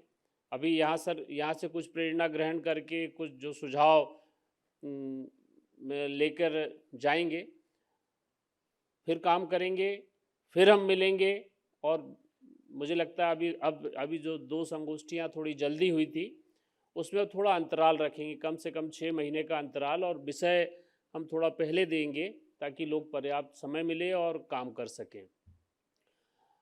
अभी आदरणीय पाठक जी ने जो सुझाव दिए वो शोध प्रविधि को लेकर जो चिंता जाहिर की, वो चिंता भारत में अलग अलग विश्वविद्यालयों में अलग अलग मंचों पर महसूस की जा रही है। लेकिन मैं एक बात थोड़ा स्पष्ट करना चाहूँगा, भाषा हमारे लिए बिल्कुल भी बाधक नहीं रही। अगर हमारी भावना, वो कांटे नहीं वो फूल थे, जितने प्यार से विजय कुमार ने या हमारे भिस्से जी ने या दूसरे लोगों ने प्रस्तुति दी, तो कहीं मुझे तो कोई बंधन या अवरोध सा महसूस नहीं हुआ, और मुझे लगता है आप लोगों को भी नहीं लगा होगा। अगर हमारी समझने की भावना है और हम समझना चाहते हैं तो संवाद तो करना होता है। इतने अच्छे रूप से तीसरा सत्र संपन्न हो पाया और मैं इतने लोगों की उपस्थिति देख रहा हूँ, ये मुझे लगता है मैं अपनी पीठ ठोक लूँ, क्योंकि संगोष्ठियों में तीसरा दिन और अंतिम सत्र,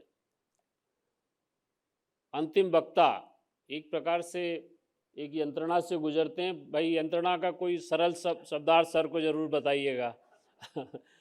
तो एक प्रकार की तकलीफ, या मुझे थोड़ा डर लगने लगा है।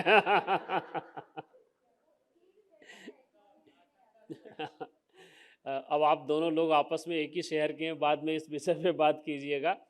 तो ये संगोष्ठी का मूल उद्देश्य जोड़ना है, और हम जोड़ने के लिए लगातार प्रयास कर रहे हैं। हम पाठक जी अब अपने आप को बाहरी नहीं माने, हम उनको भी जोड़ना चाहते हैं और उनका इस समूह में स्वागत कर रहे हैं।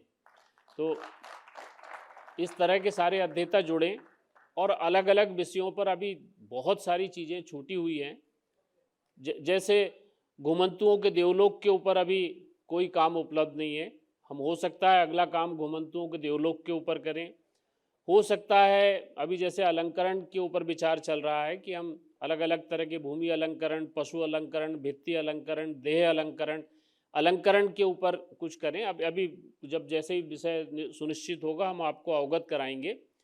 तो मैं अभी जैसे हमारे विनोद गुजर जी ने कल बात भी कही थी, 26 जनवरी से 30 जनवरी के बीच में लोकरंग समारोह होगा, और ये आपके जो आलेख पढ़े गए, जैसे दीपा कुचेकर जी चिंता भी कर रही थी और आग्रह भी कर रही थी, और आप सब लोगों के आग्रह हैं कि वो उनको आजीविका से जोड़ने के लिए, उनको एक अवसर देने के लिए ये एक मौका है।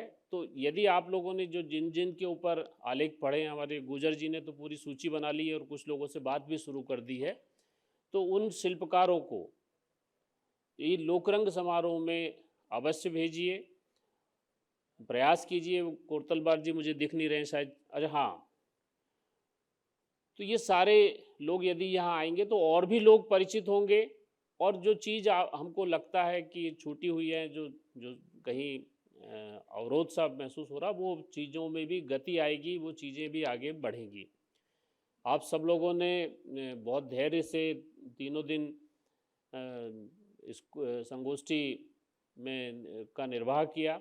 मैं आप सब के लिए अकादमी की तरफ से बहुत बहुत धन्यवाद ज्ञापित करता हूँ। धन्यवाद।